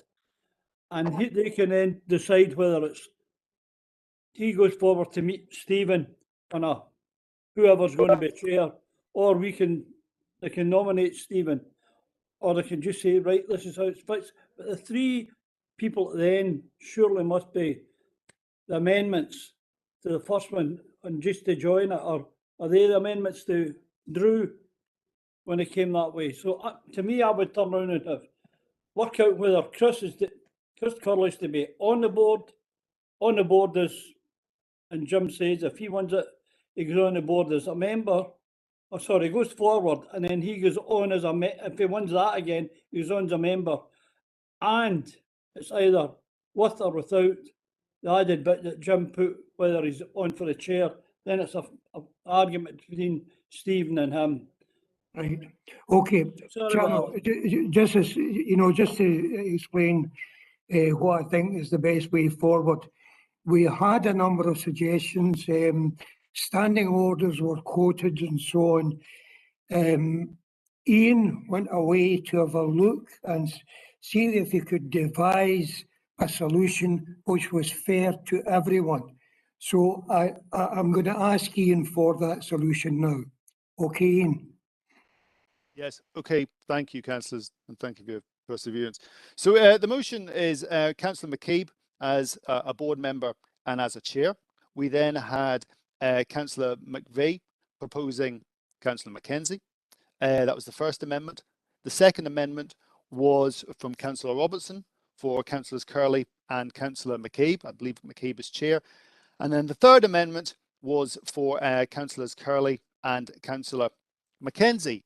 I don't think, Councillor McElhenney, if you were confirming who you wish to appoint as the chair. Yeah, I did say Councillor Curley is chair in that particular proposal. Okay.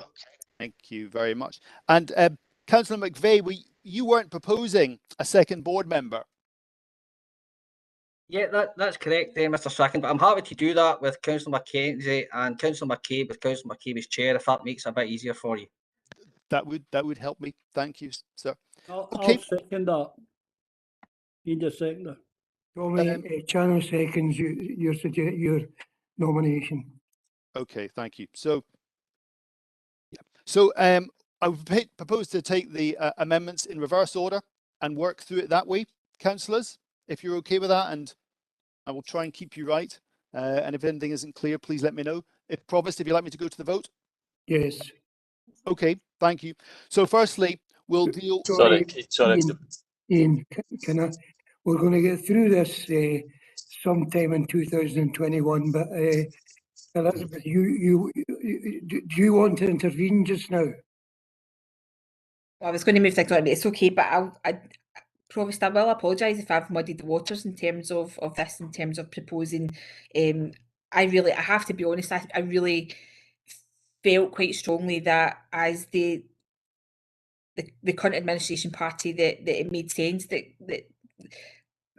Councillor McCabe was represented on the joint venture. I really did feel in my analysis of the situation that it was the second place that was up for grabs. So I'm going to apologise for the role that I've played in perhaps muddying the waters in terms of this. So that's just to kind of explain the rationale. Certainly nothing against Councillor Mackenzie at all. And just wanted to kind of clarify how I'd got to the position that I'd got, but it's probably confused matters. So Provost, I do want to apologise for that. No, that's absolutely fine, and thank you for that, Elizabeth. I don't think it alters what you're saying, Ian. No, that's fine. No apology needed from me. Okay. So, Provost, would you like me to proceed? Yes, please do. Okay, Yes. and please let me know if anything isn't clear, councillors. Okay, so the first vote will be between the amendment of Councillor McElhenney against the amendment of Councillor Robertson. So to help me, if you could just say which amendment members are voting for, whether it's Robertson or McElhenney. So Councillor Alfeld. Abstain. Provost Brennan. Abstain. Councillor Brooks. Abstain. Councillor Clockerty. Abstain. Councillor Crowder. Robertson. Councillor Curley. Abstain. What? Councillor Dorian. Abstain. Councillor Jackson. Abstain. Councillor MacLeod. Robertson. Councillor McCabe. I think there's a few people confused here, Ian. I'll vote for Councillor Robertson's amendment. Okay, so so we're voting, councillors, between Councillor Robertson's amendment, which was for Councillors Curley and McCabe to be appointed, against Councillor McElhenney's amendment, which was for Councillor Curley and Mackenzie. So Councillor McCabe was voting for Councillor Robertson's amendment there. Councillor McCormick. Robertson. Councillor Chris McElhenney. Guys, I'm a bit confused because Councillor McCabe had pledged that his group would not vote on any amendments. So I'm not quite sure how we've ended up where we are, but obviously I vote for McElhenney's amendment. Thank you. Can I just clarify, Provost, that was before Chris, your group leader moved his amendment, Christopher. Okay, thank you. Councillor J. McElhenney. McElhenney. Thank you. Councillor Maguire. Robertson. Councillor Mackenzie. Abstain. Councillor McVeigh. Abstain. Councillor Moran. Robertson. Councillor Nelson. Robertson.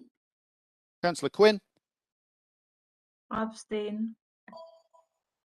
Councillor Rebecki. Abstain. Councillor Robertson. Robertson. And Councillor Wilson. Abstain. Okay, thank you, Councillor. So we have 8 for Councillor Robertson's amendment, 2 for Councillor McElhenney's amendment, and 12 abstentions. As we all know now, we ignore the abstentions. So Councillor Robertson's amendment goes through, and we will now vote for. Let me get my next piece of paper. Councillor Robertson's amendment against Councillor. So let me write this down. Against Councillor McVeigh. Point of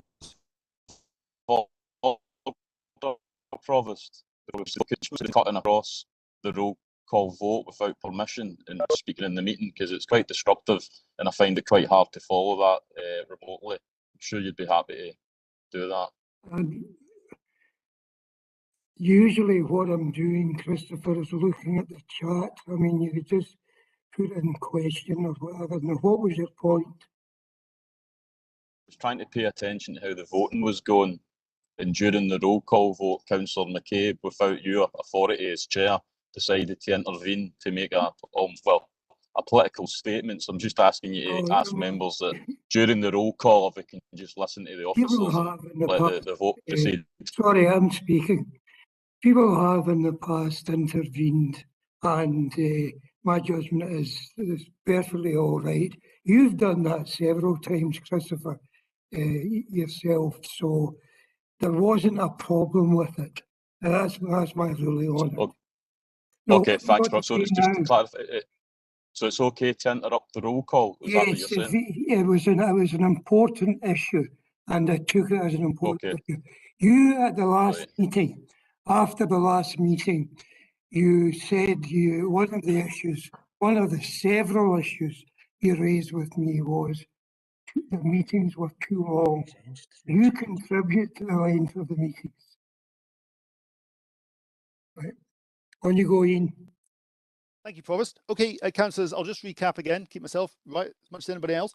So this vote will be between Councillor Robertson's amendment, which is for Councillor Curley and Councillor McCabe to be appointed, against Councillor McVeigh's amendment, which is for Councillor Mackenzie and Councillor McCabe. So if I could ask you to indicate whether you're voting for Councillor Robertson's amendment or Councillor McVeigh's, please, and I'll go through the roll call now. Councillor Alfeld. McVeigh. Thank you. Provost Brennan. Robertson. Councillor Brooks. McVeigh. Councillor Clockerty. Abstain. Councillor Crowder. Robertson. Councillor Curley. Robertson. Councillor Dorian. Abstain. Councillor Jackson. Councillor McVeigh. Councillor MacLeod. Robertson. Thank you. Councillor McCabe. Robertson. Councillor McCormick. Abstain. Councillor Chris McElhenney.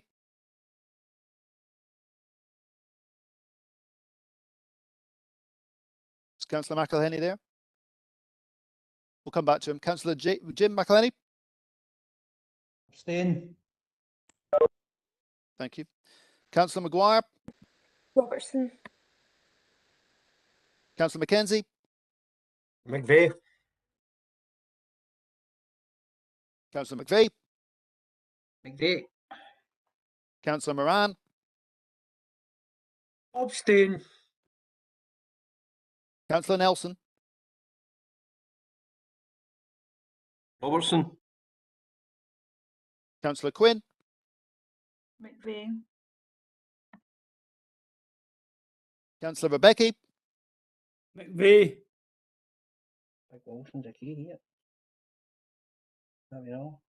Councillor Robertson. You're on mute, off mute, Tommy. Robertson. Robertson. Thank you. Councillor Wilson. McVeigh. And Councillor McElhenney. Chris McElhenney, is he there?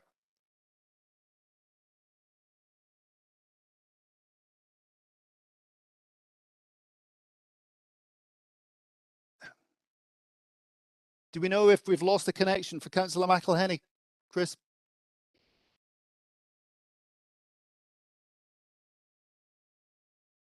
Alan MacDonald. You know, is Chris still there? Councillor McElhenney, rather. Sorry. Yes, he still appears to be connected at the moment, Mr. Strachan.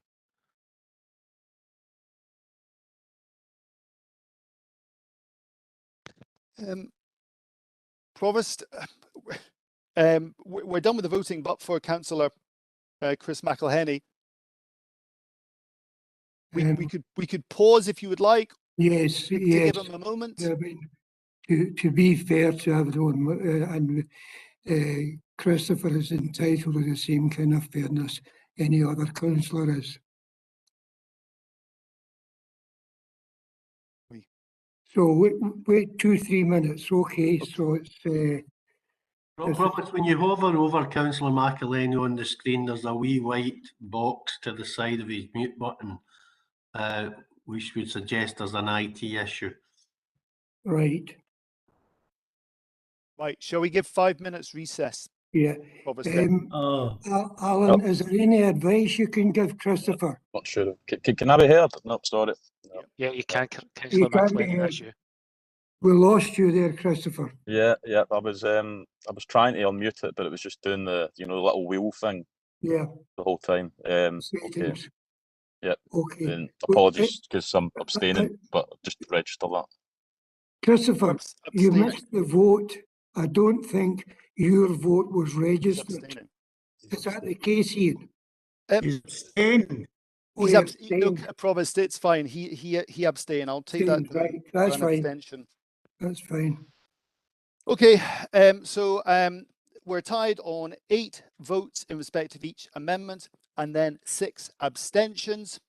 Under the standing orders, standing order 41, the Provost will have a casting vote except where the matter relates to the appointment of a member to any particular office or committee, but not to outside bodies.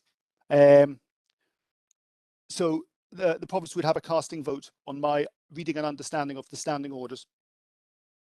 Yeah, just to make sure, I mean, I've got past history with this, Ian.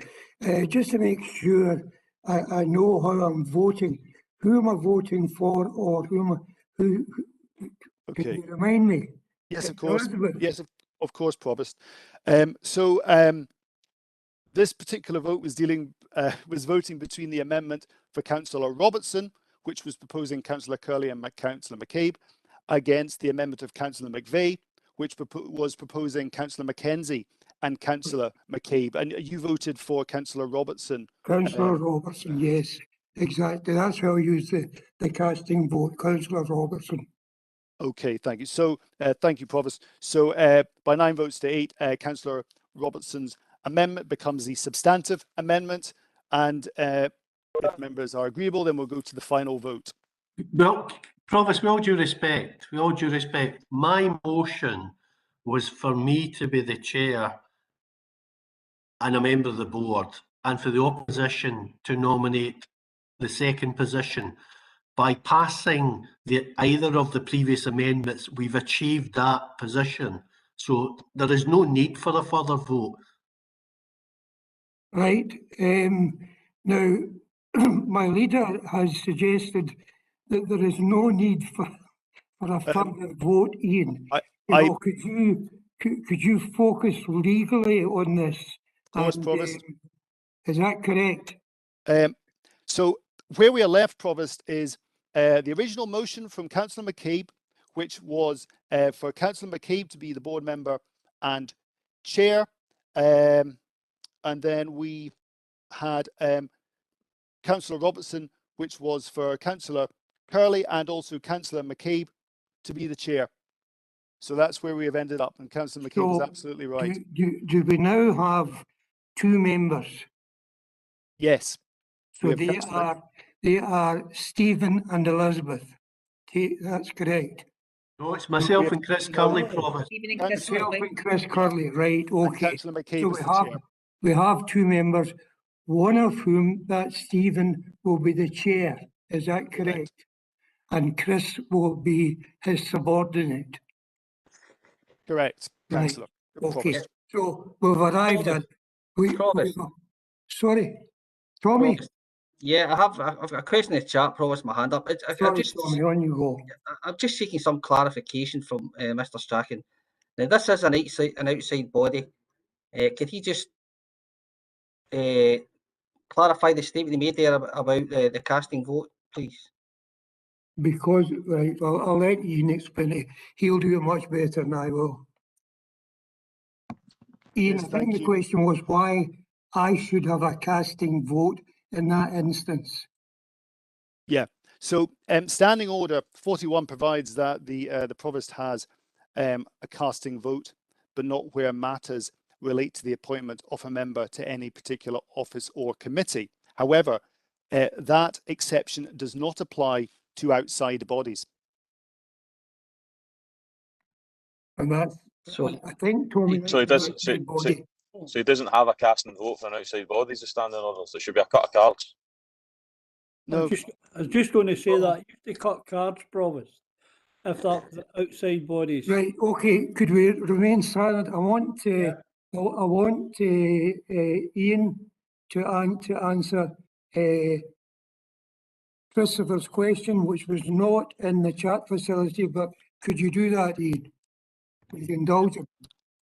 And that was the question that was just he just said online over the audio. Now, my interpretation of the standing orders is that there is a casting vote in that situation we've just had before us. Okay, right. Point of order. I want to No, just a second. No, I want to take that to a vote because I don't agree. You've done the same as you did the last time. You're talking over me. Don't do that. I think we've, Ian, are you quite satisfied that we've resolved the situation? I'm satisfied with my advice, Provost, and matters of procedure are obviously down to yourself as a Provost and Chair. We now have a Point Chair. of order. There's no question in the chat. I don't see one. It's not a question, it's a point of order. No, somebody keeps butting in. Channel, you're in the chat. Channel, did you speak? I need to leave the meeting because I've got to pick up a prescription. So I'm closing down. Everybody's had it. That's Orion, I'm leaving the meeting. Okay. Right. Provost, in the situation you're in right now, we used to get cards out, and that was it for outside bodies. If it came to what it's come to now, and you had that was it, finished. If whoever had the highest card, he was the person that would get represented. If you couldn't come to any other agreement, okay. But I mean, other than that, I read those instructions as I read many instructions about the various items of the agenda. But I think that Ian is spot on in his reading of it. You know, in fact, I'm sure of it. But in any case, Channel, thank you for the contribution. Councillor McElhaney, Christopher. Thanks, Provost. Point of order. I don't agree that the interpretation of standing orders is correct. The exception that it's referring to is that there is no casting vote when it comes to an outside body. That to me is clear. That's been the precedent in this council. So I don't accept the advice if you wish to take it. So I wish that matter to go to a vote. There should be a cut of cards. That's the standing orders. Right. I'm saying no. I'm saying no, definitely no votes about votes. That is my decision and it is final. Well, that's completely undemocratic No, and bereft of knowledge of the standing orders. Again. You keep doing that. You keep speaking over me. It's because you keep making simple mistakes, Provost. It's frustrating. Councillor McElhaney, the Provost has the chair. We're very happy to note your disagreement and record that in the minutes. He does have the chair, Mr. Strachan, so you can't interrupt just as much as I've been told I can't interrupt. You have got total mastery, Christopher, over the minutiae of meetings, and you're using it now to lengthen the meeting. That was one of the things that appalled you about my handling of the last meeting. The other thing too was, I think people were sent on a wild goose chase about electronic messages being sent to me. So what I'm going to do now is I'm going to take it that we're going to move on to the next item on the agenda. No, point of order. I want my dissent noted in the. That's perfectly entitled to have my dissent noted in the minute. I wish to dissent because we're operating out with standing orders. You were not entitled to a second casting vote. The standing orders are clear. It should be a cut of cards, and I wish my dissent recorded in the minute. Christopher, I'm not understanding orders or any type of order. But in any case, I'm taking it that we have completed the task set to us in the motion, and we are going to move on to the next motion. Thank you, ladies and gentlemen. Okay. So, Provost, I think we're on to item 7. Provost, I put a point of order in the chat.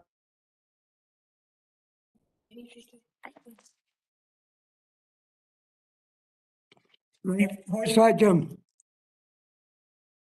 Is the point of order in the chat? Yeah. Provost, as the Alaba Party group leader, I'm very disappointed in the condescending manner in which you spoke to one of my fellow party colleagues was unbecoming of you to bring up matters of previous council meetings. Again, is unbecoming of you, and I'd like to get that struck from the record. Your tone that you've conducted yourself today. Thanks, Jim. At the last meeting, you weren't there, but there were 4 or 5 people there. This was after the meeting, and my integrity was called into question. I didn't say anything about it at the time. You've actually just broke. You just broke the law. Actually, with all due respect, Freedom of Information Act was private. Right. With all due respect, Provost, that should have been dealt with offline and not in today's proceedings. Provost, the Chief Executive has her hand up. Right, Louise. Can I remind all members that we are in fact live, and this is a live feed, and it is very important that we conduct ourselves in a way that we would be proud of in relation to representing our people of Inverclyde. If people have dissent or they want something to be recorded, I'm sure there will be no problem with officers recording that in a minute. And I would appreciate it if people could be courteous to one another in the meeting. Okay, thank you very much, Louise, and I'll take on board everything you said. Number 7 is the appointment of trustees to the Peter Stanton Memorial Trust. Sorry, I've just been told another member had wished to speak before we went to the last item. Ronnie. Yeah, thanks, Provost. On this occasion, I agree with Councillor McElhaney. Councillor Robertson has actually put the statement in the chat room, and I think interpretation of that would indicate that this should not go to the casting vote of the Provost the way that I'm reading this. So I just want to basically record my discontent with the decision also. Thank you. You wish your dissent to be noted in the minutes, Ronnie? Yeah, Ronnie. please. Right, okay. Councillor Robertson. Apologies, Provost. I'm just looking at obviously what I have put in the chat in terms of the wording of Standing Order 41. But I think it's really clear from Standing Order 41 that it's basically saying the Provost doesn't have a casting vote when it's to do with an office or committee, but does have a casting vote when it's outside bodies. That's absolutely what that Standing Order says, which is why I put it up, because it's clear as day as far as I can see.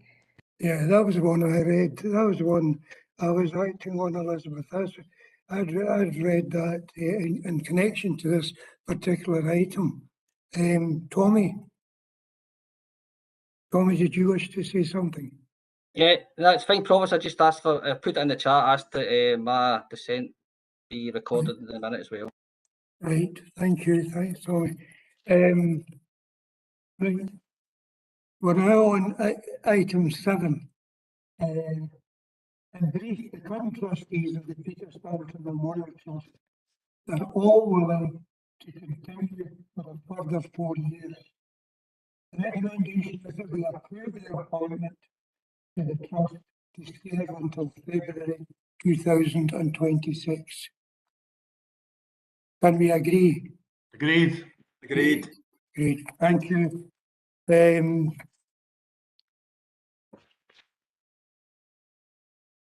next item, and I should have said this earlier, is I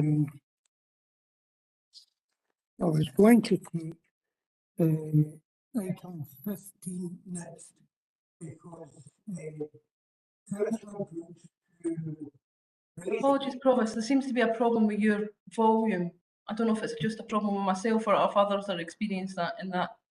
No, there's a problem with Provost volume. If you try it again, Provost. Can you hear me now? Yes, we can hear you now. Right, okay.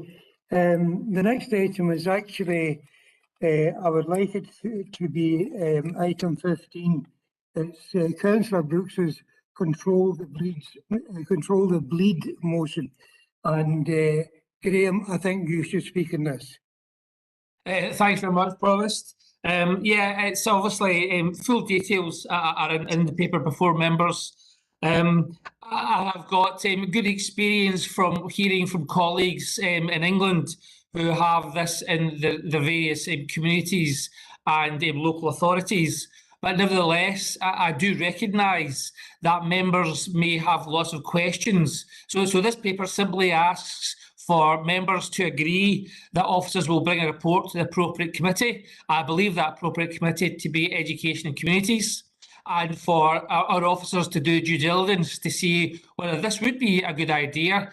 I seem to think it is, but for a report to go back to Communities and Education and for us then to take a decision on it once we've heard from officers. Thank you, Provost. Thanks very much. We have one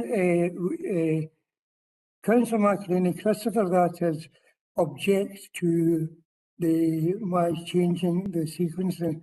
I must apologise. No, that's not true, Provost. I don't object. I was making the point that we need to agree to it, and I'm unsure why you've changed the sequencing, because to be frank, I would like some of my motions to be brought to the front of the agenda. So I'd just like to know what the particular reasoning for changing the agenda is.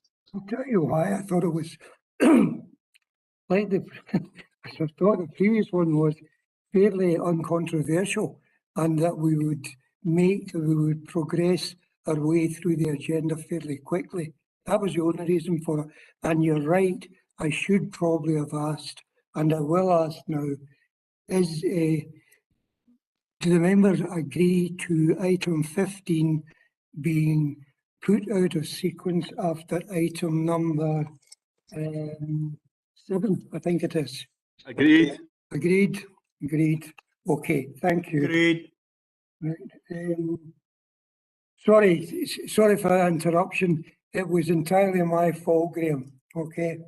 I have concluded my contribution, and I just hope all members would support the motion, support the request before them.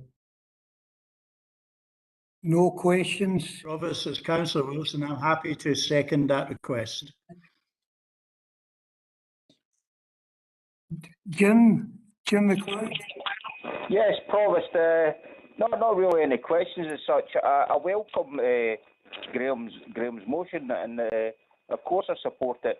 If we can help to save people's lives who are bleeding from whatever kind of injury, then of course whatever we can do, we should be supporting that. But I think we should also take note of the work that has been done over the last 11, 12, 13 years regarding the No Knives Better Lives campaign, and the work that was done local here in Inverclyde, led by people like John Muir, and also what has been done not just by council but Scottish Government, and indeed other authorities throughout Scotland. Indeed, it's worked so well that I know that in London, where they're having particular problems around knife crime, that they are looking towards Scotland to replicate some of the policies that we put in, as far back as 11, 12 years ago. So I'd just like to note that as well. But yeah, I'm certainly supportive of Graham's motion. Thank you. Thanks very much, Jim. Stephen? Yeah, obviously he doesn't require a seconder because we're not going to motion. It's a request, and more than happy to support it. I think it's a useful proposal, and thank Councillor Brooks for bringing it before the council. Thank you. Thanks, Stephen. Drew? Thanks, Provost. Yeah, I read this with interest. As you are well aware, I'm in an industry that we have accidents with knives all the time, and it's something I look upon. I think when officers are coming back here, I think that we handle this in a certain way. It shouldn't be put out there like an extra public thing like a defibrillator, but perhaps it should be certain types of businesses have to have it as part of their first aid kit, and the staff should be trained in the use of it. And I think that's where the situation should lie. It'll be a welcome addition to a lot of first aid kits. Thank you. Thanks very much, Drew. Channel. Thanks, Provost. Just on that matter, in Inverclyde Chambers, we actually had provosts from all over Scotland who agreed that they would tell each council and get them to support the knife crime. And that was to make sure that the law was the same. If you used a weapon, you get the same sort of sentence, whether it be a gun, knife, or any other weapon or run people over. And unfortunately, the government at the time made the statement when we got to Edinburgh that they didn't have a majority, so they couldn't do it. Well, there's a majority now, and there's still nobody's done anything. I was involved with John Muir, knew him before he got married, and I knew his son Damien. Didn't realise that's who his father was till he died, and John appeared. And John was even in London speaking. Now, if you want to stop something, we know that the stuff that Graham's talking about, but we should be supporting the most important thing is the law should be the same, irrespective of what they use. If they use a weapon, it should be the same type of sentence. It's up to 25 years for a gun, and yet you get 2 minutes and you get let loose. And we've even had a judge or a sheriff in here telling you a flat-headed screwdriver isn't a weapon. They've been used for a lot of things as well, and I certainly know what like it was. And I've seen people that's been stabbed, and the lady was pregnant, like a fright of my life, when I thought somebody else attacked her. But anyway, that's what we should be supporting along with that. To try to get the right crime down, there's got to be a sentence of some sort. Doesn't matter what we do, it's got to be done the exact same if you use any type of weapon. Thanks very much, Chairman. I don't see any further questions in the chat. Is there? So do we agree with the request? Agreed. Agreed. Okay. We've now reached almost double figures, almost with agenda item number 9, and we have the next two items are items on flags. Provost, you've missed item 7. Oh, for goodness sake. I thought no one would notice. Item 8. I've got it. It's item 8, actually. Item 8. Item 8. Item 8. Ah, see, yes, Stephen. This is a request by Councillor McCabe on behalf of the Inverclyde Literati Group. The group seeks to end sale or provision of single-use plastic bottles. Stephen. Yeah, thanks, Provost. I was contacted by the Inverclyde Literati Group regarding this particular matter, and I think they did have also discussions with other political groups in the council, and I said that I would bring this matter before the council. Firstly, I mean, I'd like to pay tribute to the Inverclyde Literati Group and all the litter groups across Inverclyde who are working very hard to address the issue of litter in various locations, and I think we should show our respect for them in terms of doing that. They're doing an excellent job, and I think there is merit in considering this particular proposal, but it probably has significant implications in a number of areas for the council, and I think we'd probably, if we could maybe agree in principle to the request and ask officers to bring forward a detailed report to the appropriate committee to set out, similar to, I suppose, to Councillor Brooks's request earlier, setting out the sort of detailed implications before we make a final decision. Do you agree, Councillor McCabe's request?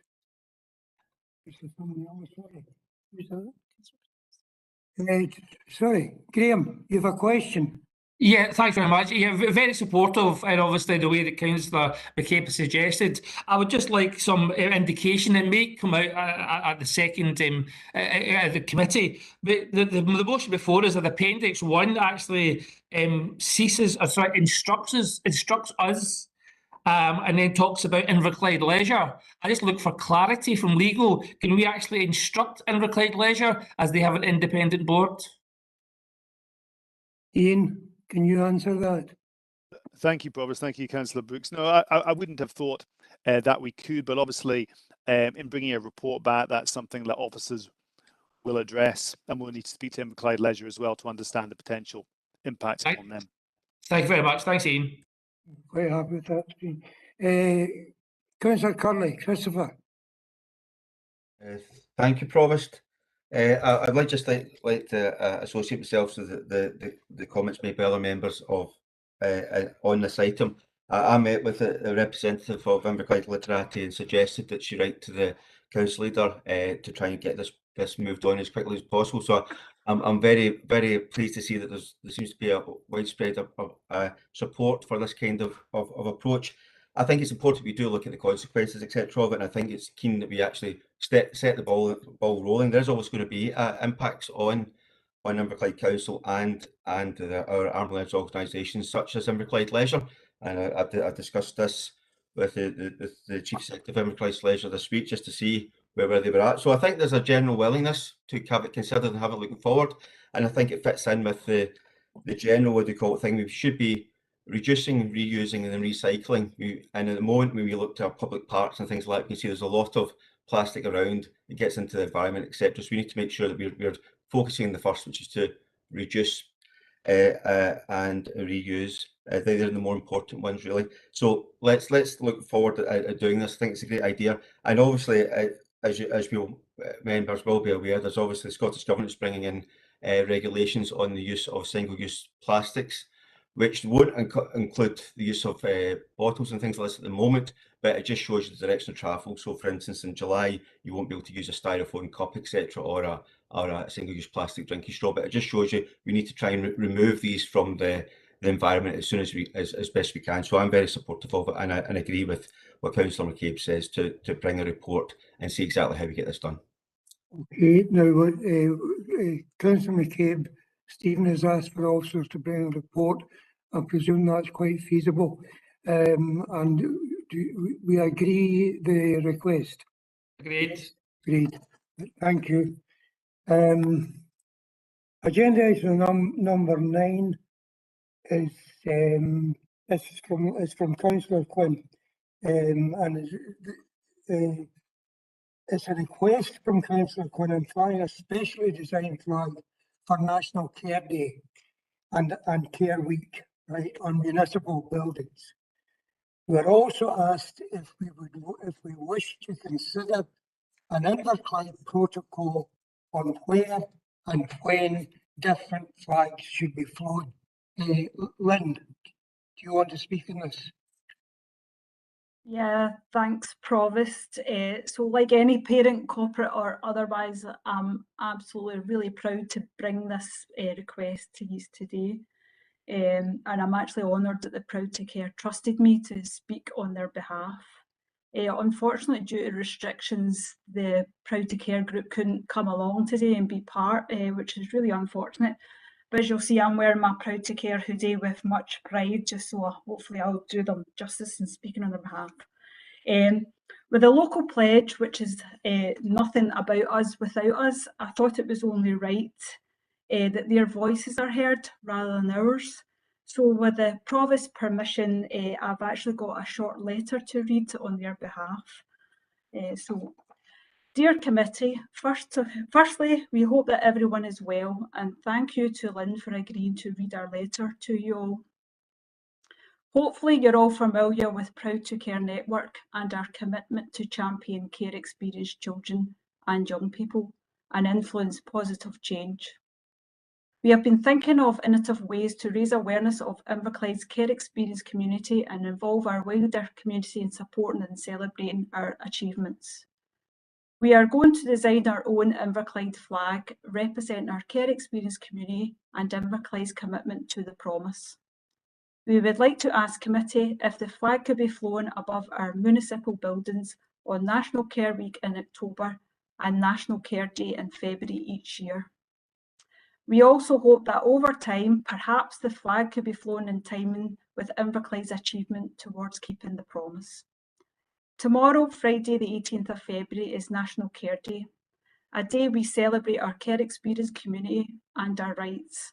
It's an opportunity for our wider community to show support and encourage us to achieve our dreams of having a fulfilled future that we are proud of. It is great timing for us to propose this, and we would make our day if we could share tomorrow that our committee has agreed to fly our flag. Best wishes, Kane and Caris, on behalf of the Proud to Care group.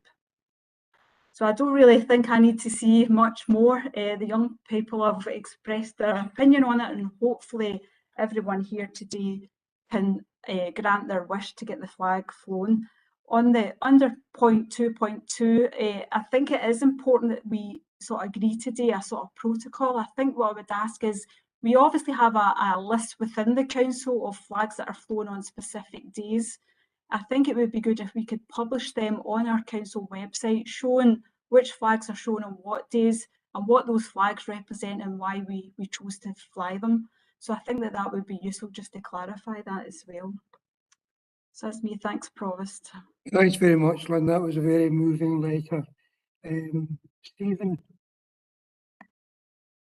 Yeah, very happy to support the request from the Proud to Care group, and again thank Councillor Quinn for bringing the request before the committee, the council. Sorry. In respect to 2.2, I do think it's more than about putting a record on the website. I think it is about a written report from officers to, I suppose, remind us exactly what we've already committed to in terms of flags. And obviously it would give us an opportunity to review any past decisions that have been taken with regard to flags as well. So I think it's more about a detailed report coming back at an appropriate time, detailing exactly what decisions we've taken with regard to flags, because we may end up in a situation where we have a clash when we've got more than one flag that wants to fly on a particular day, etc. So I think it would be good to get clarity and for officers to bring a report before us. Thanks very much, Stephen. John, Councillor Crowther. Thank you, Convener. Provost, rather. I'd just like to kind of focus on the last part there where it says that the flag will be flown annually, and which is National Care Day and Care Week. Is there any other organisations that we are flying flags for in a week, for a full week? And if that is the case, will there be other organisations in future that we would be looking at for flying for a week or for a month? I know we had the request there for the LGBT, that they were wishing theirs, if memory serves me right, for a month. But what we agreed on, that we would fly on certain days. And also, when it comes to 2.2, I think that Councillor McCabe is correct. What we should be looking at is that we should be drawing up some sort of protocol as to what flags would be appropriate to fly. Because if we look at the National Flag Day, there is almost a national day every day of the year, and we would have to cut that down, some being appropriate, others not appropriate. Thank you. Thanks very much, John. I think your points are well made, and I think that possibly a protocol may address those in future. Elizabeth, Councillor Robertson. Thanks very much, Provost. As a foster carer, it will be no surprise to anybody that I fully support this, and thanks, Lynn, and to the Proud to Care group for bringing it forward to us. I'm literally, and I'll apologise for this as well, I'm apologising quite a lot this afternoon. I didn't realise that we were actually developing this flag. This is going to be a flag that's come from Inverclyde. Can I just get a wee nod to make sure that I've picked that up right? Is that right? Yeah. I'd like a flag. I would like my own flag. I would like a badge or something of the flag that I could wear on my lapel. You know, we do the white ribbon, we do all these kind of things. And I'm just wondering that a flag is not enough. We need to do more with this. And once it's developed, I'd love to see what else we could do with it if we approve this today.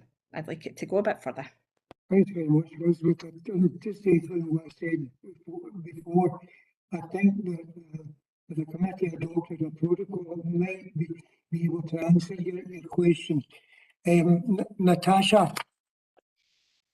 I'm not going to stay too long because I think Councillor Robertson just intimated most of what I was going to say. So it's just say that I hope that our young carers really feel like they have a voice within Inverclyde, and I think by them coming to Councillor Quinn that really is reflected, and that it's an exciting thing to be able to support our young carers, and hopefully there's more we can do with the promise going forward. Thanks very much, Natasha. As far as I can see, Louise. Through yourself, Professor, I was just putting in the chat that that's a good idea that Councillor Robertson has had. Proud to Care Group are always looking for new things to do and develop, and so we'll ask them to look at it for us. Thanks very much, Louise. There seems to be to a certain extent, cross-party support for this. There are no naysayers. Do we agree the request? Great. Thank you. Item number 10 is a request from Councillor McElhaney, Councillor Christopher McElhaney, that the council agrees to fly the St Andrews flag / Scottish saltire from all council buildings all year round, except when it is agreed that other flags should be flown. I think Christopher may have clarified this, made it more precise. I think it's on the 3 town hall buildings that the flag should be flown, that he wishes the flag to be flown. First of all, Christopher. Thank you, Provost. Yeah, that clarity is correct. It would be the municipal buildings, including Gourock municipal buildings.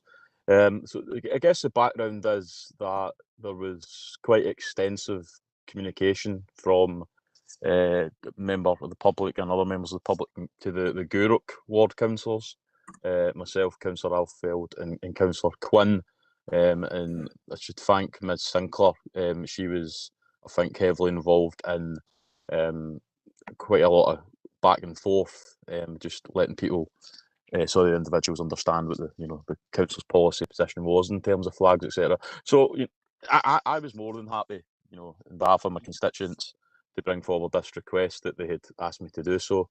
I did notice that one of the people that had requested it had wrote a letter in the Greenock Telegraph either today or yesterday about the saltire. So for me, I think that we do live in Scotland. I think that the chap made a very good point that this is not a constitutional matter, whether you believe in the United Kingdom or Scotland should be an independent country. It's the saltire is Scotland's flag, and I think it is quite right that it should fly on municipal buildings.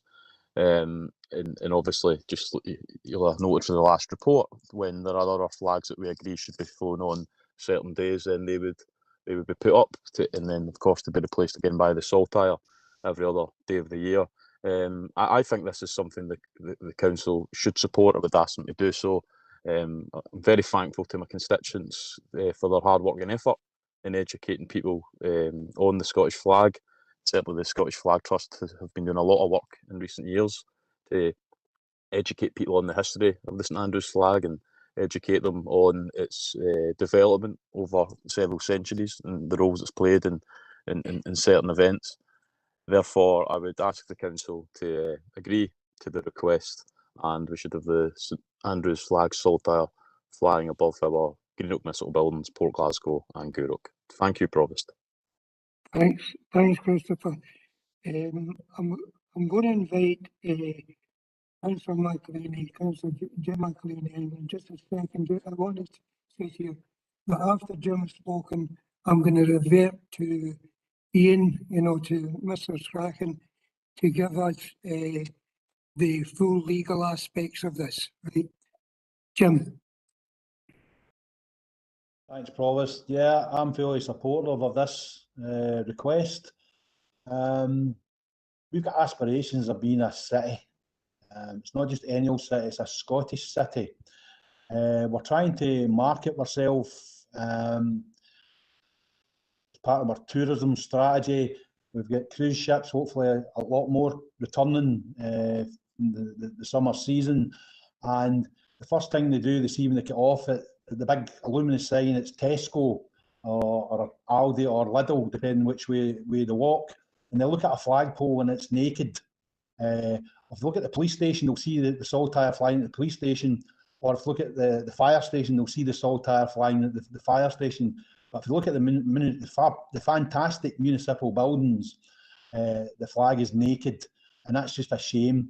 So, to me, it meets my aspirations. We're proud of where we come from.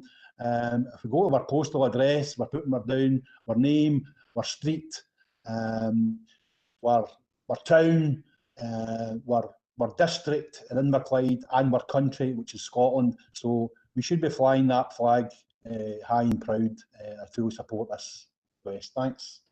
Thank you, Jim. Now I'm going to invite Ian to speak, which will be necessary, and then I'm going to ask Councillor McCabe to speak. Ian.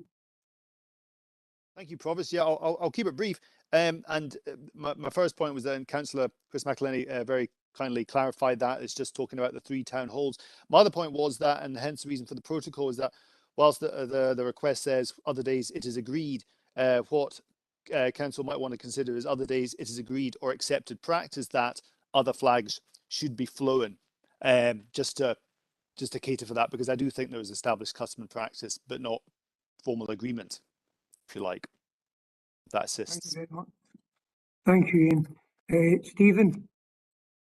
Yeah, I don't have any difficulty with this particular request in principle, I have to say, Provost, although I've been a member of this particular council since 1999 and nobody's ever raised it as an issue with me. So I'll have to accept Chris's word that the Gourock councillors have been inundated with people demanding or requesting that this particular flag be flown every day that other flags are not flown. I've had one communication, which is from the person who wrote the letter in the Telegraph. I don't know where that person lives, whether they're a constituent mine or constituent Chris's or whatever. So I simply don't know where they live. But I have to say, if we agree to this request, which I don't have any difficulty for, somebody may well come along in the not too distant future and say, why shouldn't we have the Union flag flying above our public buildings every day of the year except when other flags are flying? And the exact same arguments which apply to flying the Saltire apply to flying the Union flag. Because, Jim, it's not just a Scottish town, it's a United Kingdom town at this point. We're a British town as well. We're British citizens as well as Scots. So the exact same arguments will apply. So as I said, no problem in principle, but don't be surprised if there potentially some councillors are receiving requests in the not too distant future to bring forward a similar request to the council that the Union flag flies as well. And then we might be into how many flagpoles can we afford. Thank you, Stephen. Natasha. Thank you, Provost. It's broadly along the same lines of we're both United Kingdom and Scotland, and without politicising flags, I think it's important that we recognise that. So I think we need to look at this in line with the new flag protocol that we're going to be looking at. So I would suggest that this be reviewed as part of that. Right. Okay. Thanks, Natasha. Elizabeth. Thanks, Provost. A very brief comment from me, really, just to say that I think Jim McLeod has kind of brought this matter up across his number of years as a councillor. I can't obviously speak to most of the years that he's been a councillor because we've not been councillor together for all that length of time, but I know that Jim has raised it in the past. We are supportive of this. The Scottish flag does belong to us all. It's not the flag of a movement or a political party or anything like that. It's the flag of the country, and we are supportive of it. And just as another point of analysis, I would bring forward the precedent that's been set in Glasgow, where for a number of decades, the Glasgow City Chambers has flown the Saltire, and that's been across a number of administrations of a number of hues. Thanks very much, Elizabeth. Graham. Yeah, thanks very much, Provost. Yeah, we do obviously clearly need a protocol because obviously when the election, sorry, the referendum in 2014, one of the challenges that I had as a proud Scot is I seemed to lose my flag. I seemed to lose my Saltire to a political campaign. So that's always challenged me since the independence referendum, when the voice of Scotland was clearly held. But I've got no problems with sitting down and let's look at a protocol to find out when we fly the Saltire, the Union flag, or whatever other flag. maybe we will have to consider whether we should be flying both at the same time, and then that would require the officers to give us an understanding of the cost and practicalities of putting second flagpoles on our 3 municipal buildings. Not a suggestion from me, I'm just thinking the protocol may have that, so that's what we're understanding. Yeah, I also understand where Liz is coming from. I can obviously well aware the Glasgow City Council have made the decision to fly the Saltire. Our councils have decided to fly the Union flag. So again, that's why I would suggest a protocol. Not any old city, I agree full-heartedly with you, Jim. Inverclyde or Greenock, who's looking for the city status, and it'll be in Her Majesty the Queen's gift, the Queen of the United Kingdom. So yeah, we are very much a very proud British city if we get the city status from a monarch. And yes, I do live in Scotland. I'm proud to be Scottish, and I respect the Saltire as my flag. I only wish in 2014 those who try to take that Britishness away from me would respect the vote of the people of Scotland. Thanks, Graham. Thank you. Councillor Fogarty. Pardon?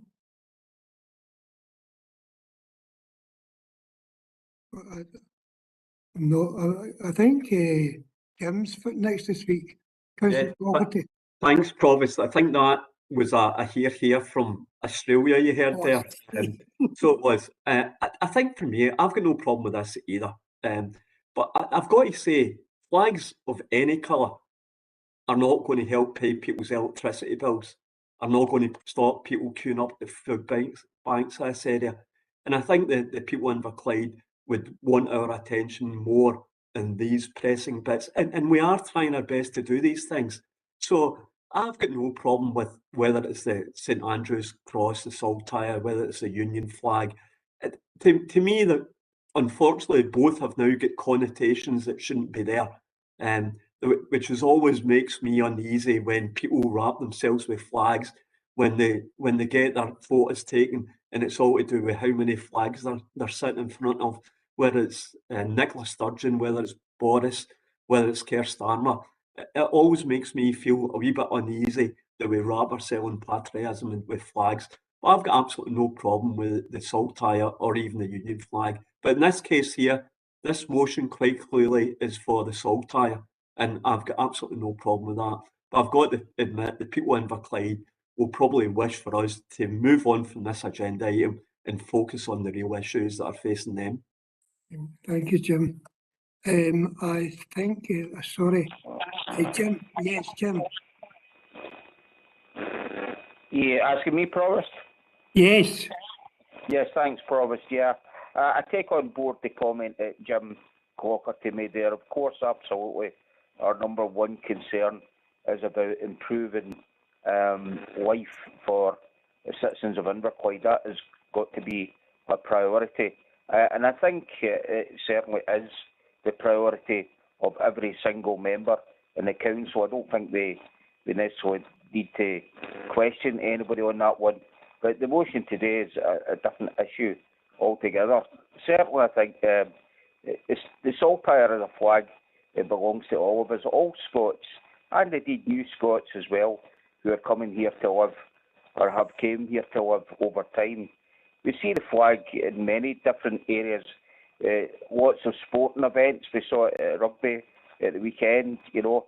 And I've been fortunate enough to travel to several countries throughout the world, and many countries are very proud of our flags, and none more so than United States and Canada, where very often you can go up and down streets and see flags flying outside the houses, not just in municipal buildings, flagpoles.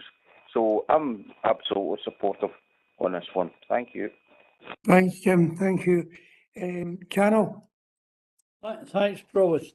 They keep just to make their mind up what they're calling it, because I call it the St Andrew's flag.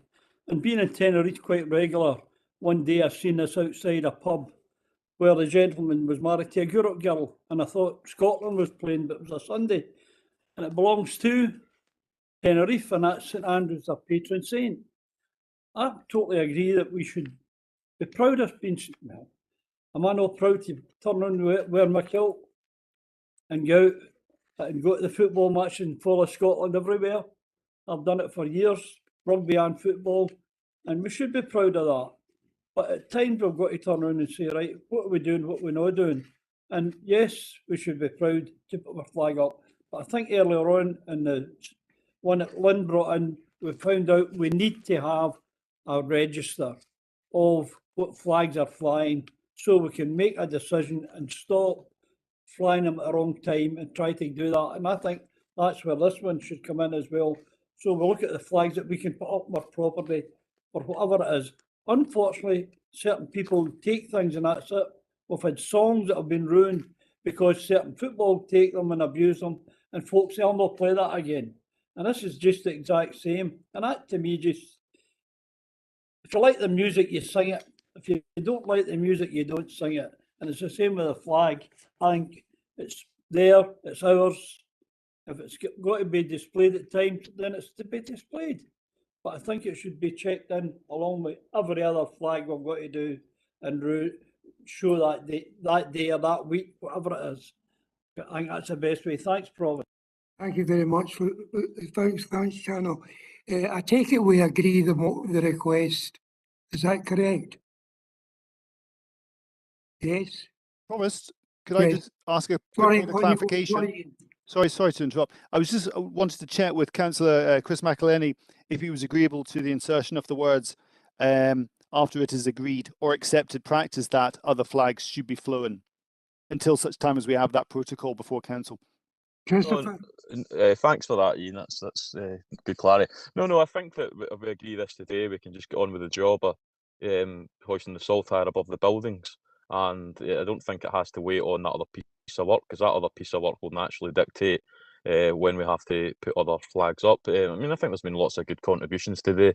I must say to Councillor Rebecca, I'd be absolutely fine if he wants to play Simply the Best in the Burns Lounge. I don't think that really should impact on this debate. But if we look at the benefits of the St Andrews flag, St Andrews is also the patron saint of Poland, Greece, Russia, Ukraine. There are opportunities here that other cities, and of course we are all now, because the decision's made, united behind that effort. There are other opportunities that the Saltire St Andrews flag can act as a bridge between how we develop better relations with other countries as well, perhaps even twinning Greenock or parts of Inverclyde with other places, which I know Councillor Wilson I think used to be quite a fan of, maybe with some French villages in Kilmacombe. But I think, there are opportunities to, make kind of global Inverclyde on the stage, with obviously Glasgow's port being in Greenock, and I think to become a global hub in a kind of post-Brexit world with, talk of green ports, we need to, look we're talking business by being a proper place with flags on flagpoles. So just to sum up back to that, Mr. Strachan, I take on board what you're saying, and I'd be happy with that. But I don't think we need to wait until that piece of work is done before we make the decision to put the saltires up above the buildings, and then we can obviously take them down and put them to rest on days that we want to put up other flags, which will be dictated by the protocol you suggest. Okay, thank you. Sorry. Promise, I was just going to say that Councillor Maguire has put into the chat bar a point that she had made, suggesting that when we bring that protocol back, I guess we would incorporate within that, I guess even if it's within the 6-month rule, the flags that Council has agreed to fly today, being the one from Councillor Quinn, and then the saltire on the back of Councillor McElhenney's motion. Okay. So we would just clarify that as well if councillors are in agreement. So the protocol would clarify all of this. Yes. Lynn, Councillor Quinn. Yeah, thanks. Just a point of clarity. So just on this motion, it mentions all council buildings. I know previously, so Gourock Municipal Buildings has been mentioned, but obviously Gourock Municipal Buildings is now a business centre. And there was an issue around being able to fly flags and access to that flagpole, which isn't as straightforward as it used to be. So I was just seeking clarity on Gourock Municipal Buildings, and does this apply and can it apply? Is there any? I think we need to be aware now if there's any issues. I think when I don't. Now Christopher will tell you, but I think Christopher clarified this. I think it was to be the Gourock Town Hall, the Greenock Town Hall, and the Port Glasgow Town buildings as well. It was 3 specifically. If I'm wrong, Christopher, please do come in. Thank you very much, Provost. You're quite correct. Obviously, terminology-wise, I know some people do refer to Gourock Town Hall, but in Gourock people generally use the phrase Gourock Municipal Buildings. And just maybe Mr. Stratton will touch on it. I don't think there will be a cost implication because it would just be maybe a one-off, but it would just be a case of when the cherry pickers required for the Gourock Municipal Buildings flag. Instead of putting a Union flag up onto an empty flagpole, it would be putting a Union flag onto a pole with a saltire on it and taking the saltire off it. And just like it goes up to take the Union flag off the pole and leave an empty pole, it would just be replacing it with a saltire. So I don't see any financial burdens at all there. Okay, Lynn. David? Yeah, I agree with what Councillor Brooks said earlier on. I think there's an element to this of an election stunt.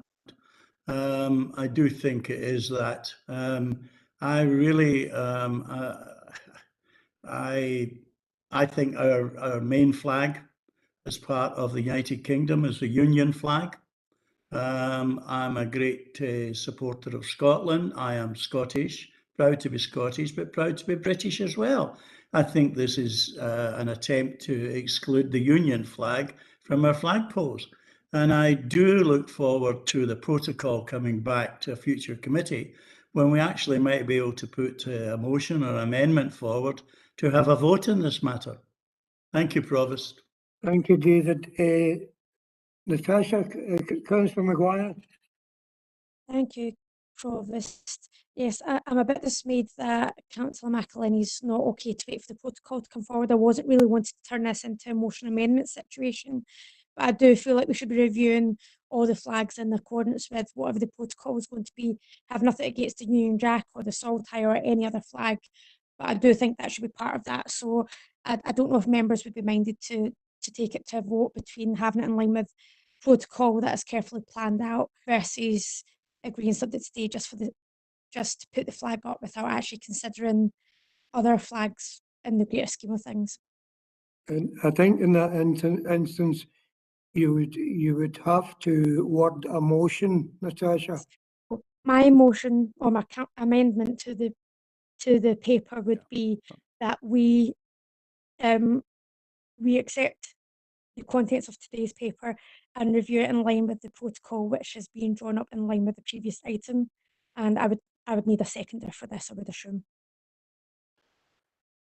I think she does, because we're going to a motion and vote. I'm quite happy to second that, Provost. Councillor Moran. Councillor Wilson, I would be happy to second that. Okay.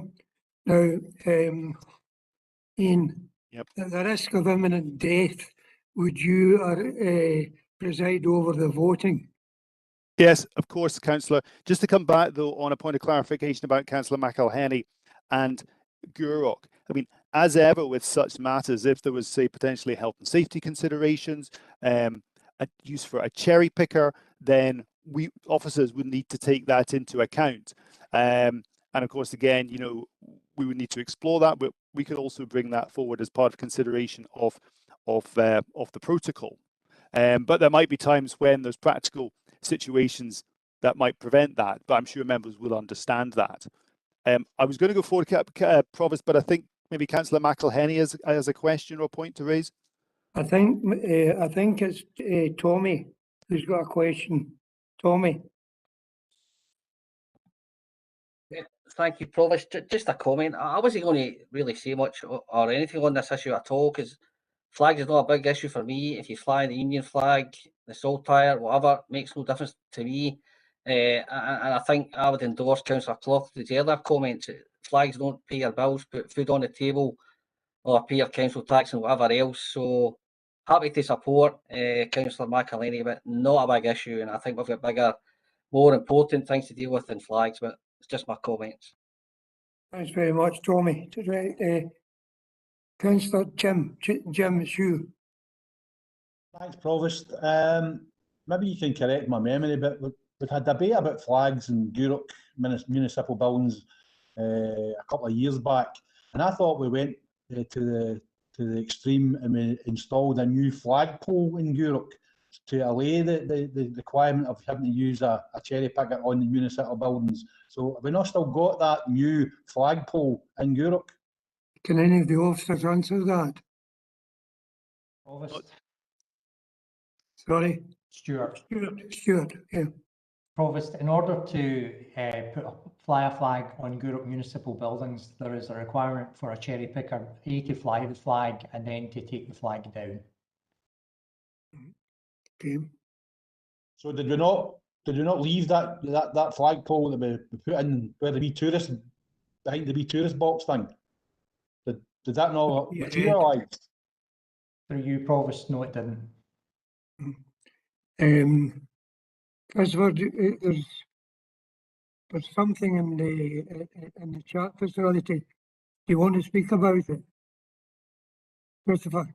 No, Provost, I was just making that same point about Gourock, that it's not a new thing that would need to happen. It's something that already happens. That's, as I say, that's how the Union flag goes up at Remembrance Day, and it's how it comes back down. It's how for Armed Forces Day, whatever. These things already happen. As I say, the whole point of flagging up there all the time is there is no cost of it coming up and down. And I guess just in summary, 2 points. I'm not actually quite sure on the protocol, believe it or not, because I've not got a seconder, because this is a member's request. I thought a member's request was just to approve or not approve, and obviously now it seems there's an amendment to that. And I guess just on the other point is I totally understand the wider issue that there are more pressing matters in terms of the cost of living crisis, but I think most sensible people would agree that you can, just like you can go to the football for 90 minutes on a Saturday, you could designate some time to other things without excluding the others. And also, if you did have more pressing matters that you think the council should have been discussing today, you could have put them on the agenda. But I don't think there are many other items that have been added to the agenda today. Ian, or any of the officers here, can you clarify that? That was something I wasn't entirely sure of myself when Councillor Maguire and Natasha formulated a motion in a request like that. Is that quite legitimate? So thank you, Provost. Yeah, I mean, my advice to yourself and the council would be that the standing orders don't specifically cater for requests. I know that it is, established custom and practice. From my perspective, once there isn't sort of unanimity, we would then move into a normal debate and look for a motion, an amendment, a proposer, and a seconder. I would sense that there are proposers and seconders and a motion and an amendment here, and that once you were content, Provost, we would go to the vote on that. That would be my advice. Yeah. Possibly after David has spoken. Councillor Wilson, David.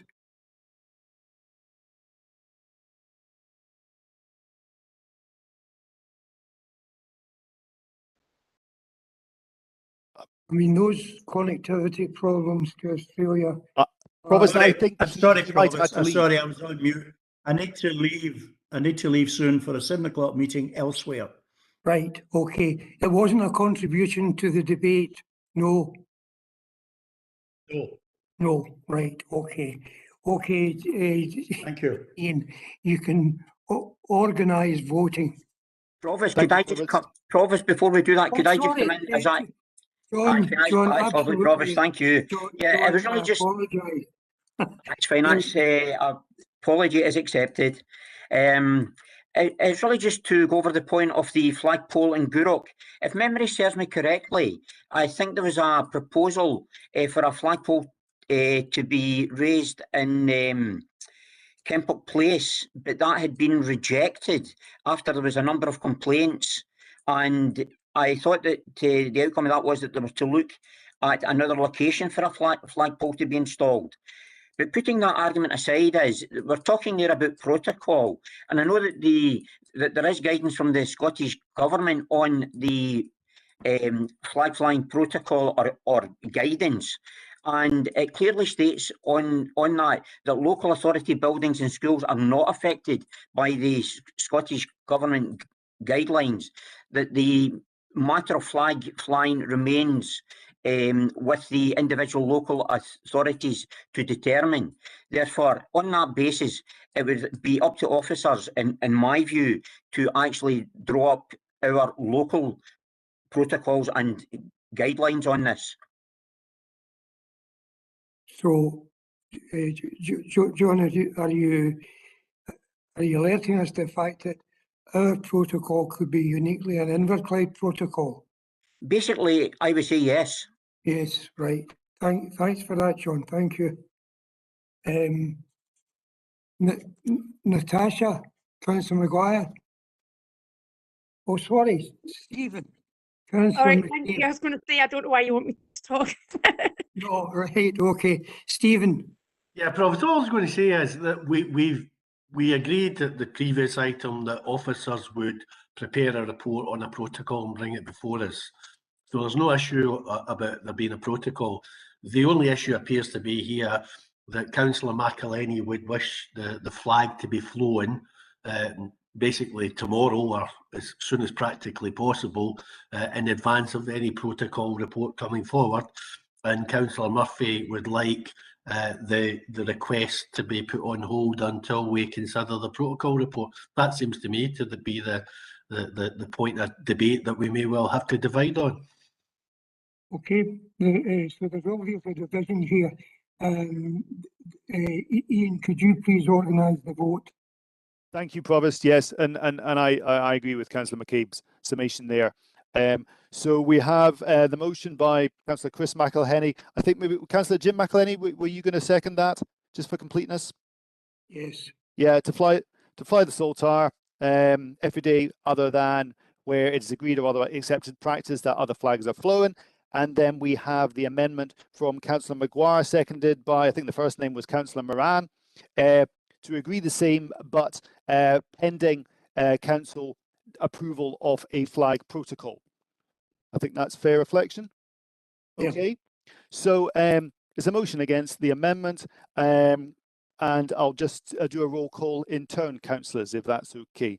So the motion by Councillor McElhenney, the amendment by Councillor Maguire. I'll go to Councillor Alfeld. Motion. Provost Brennan. Amendment. Councillor Brooks. Amendment. Councillor Clougherty. Amendment. Councillor Crowther. Motion by Councillor McElhenney. Thank you. Councillor Curley. Motion. Councillor Dorian. Is not here. Oh, apologies. Councillor Jackson. I'm going to abstain because I really couldn't give a damn about flags, to be honest with you. I think this is ridiculous. Thank you. Thank you. Councillor MacLeod. Motion. Councillor McCabe. I'll vote with the amendment. I'm pleased to say that we've reunited Alba and SNP today. Councillor McCormick.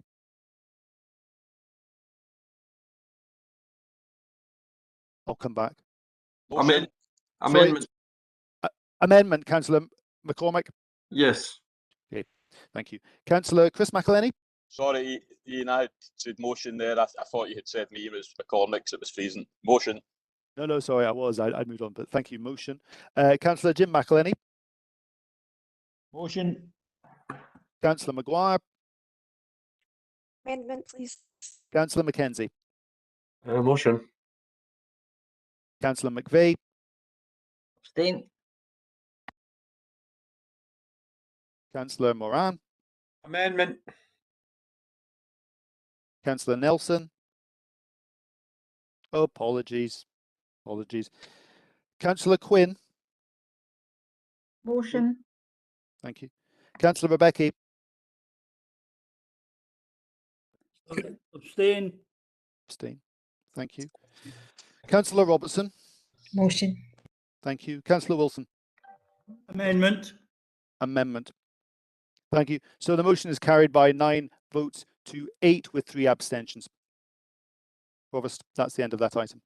Thanks very much. I think we can now go on to agenda item 11. We're in double figures. It's a request from Christopher McElhaney, Councillor Christopher McElhaney, that the Council welcome the achievements of the Greenock Telegraph and of its two reporters who were finalists in the Scottish Press Awards, and of Amy Shearer, the achievements of Amy Shearer, who was named Young Journalist of the Year. I don't know if you know this, but I'm a contributor to the Greenock Telegraph also, and I take a personal pride in its achievements and the achievements of my talented colleagues. Christopher, would you like to speak? Thank you, Provost. I only contribute letters to the letters page now, so I don't know if I need to declare an interest in that. But I think, particularly Amy, I think you yourself, she had a really great mental health campaign that she was spearheading last week. There is a lot of complaints sometimes that, you know, news can be negative in the world, but the reality is then, you know, it's just the human nature that they get reported. But I think we saw with the Good News Day the week before last, the impact, I think, if I'm right, for some colours of local personalities, etc.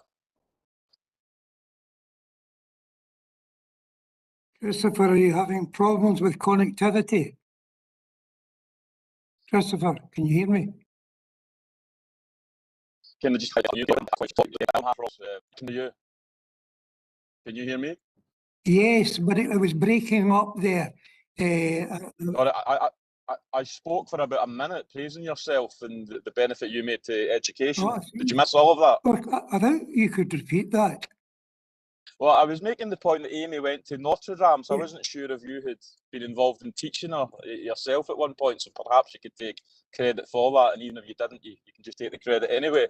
And I think that Mr. Goodwin was the other individual nominated, but he unfortunately wasn't successful in his award. But I just think it's important that we've managed to, although it's not independently owned, we have managed to retain a local hub for local jobs, which in a challenging media world, many other titles have centralised themselves to cities, and I think it's commendable that the Greenock Telegraph has still managed to maintain its presence in Inverclyde. Almost all of the staff are based in Inverclyde and they care about Inverclyde, and I think that considering they're up against big national titles and they managed to outsail all of them, I think that's something that the council should commend them and congratulate them on. And I also think it's right that we congratulate the reporters that have been recognised by their peers across Scotland. Thanks, Provost. Thanks very much, Christopher. I think it's Stephen. Stephen wishes to speak. Yeah, I'm happy to associate myself with the request from Councillor McElhaney and the remarks he's made. I think we do have, on the whole, an excellent local paper with some very good journalists, and I think Amy certainly is doing a great job and is an inspiration to young people who maybe want a career in journalism. I did think Chris might want to declare an interest in this, because I thought he'd taken over as the editor of the Greenock Telegraph. But now I know that he only writes letters, and now we know who name and address supplied is, because I've not seen a letter recently in his own name. Can I just come back to that? Yes, the last letter, as you're letter proposing I wrote, this, Christopher. 3 weeks ago, and it's still not been published, but I'll tell you, Provost Brennan, it's actually a very nice letter about yourself. So that was the letter I was referring to, and hopefully if the editor of the paper was listening in, You can always rescind it, Christopher. Thanks very much, Christopher. That's very kind of you. Elizabeth, thanks for all to cover my back on this matter. I think it's you, Elizabeth. Thanks, Provost. This is a wee kindness I'm going to give to Amy as well, just in terms of some additional information about why we particularly should be very proud of Amy. We wouldn't have had Clyde Conversations if it hadn't been for Amy being part of the first group that organised the event, and actually it wouldn't have been called Clyde Conversations because it was Amy who came up with the name of that. So I think that's something that Amy did when she was at school that I think has shaped how we listen and hear young people's voices in Inverclyde. Something I'm really proud of, something that I hope Amy's really proud of, and is just, you know, one of the first real successes that I know that she had before she's moved on to the career that she's now having. So I just wanted to kind of remind us of that point as well about Amy. Those were some very excellent contributions by the councillors, from Christopher and Elizabeth, and from Stephen. Do we agree the request? Agreed. Agreed.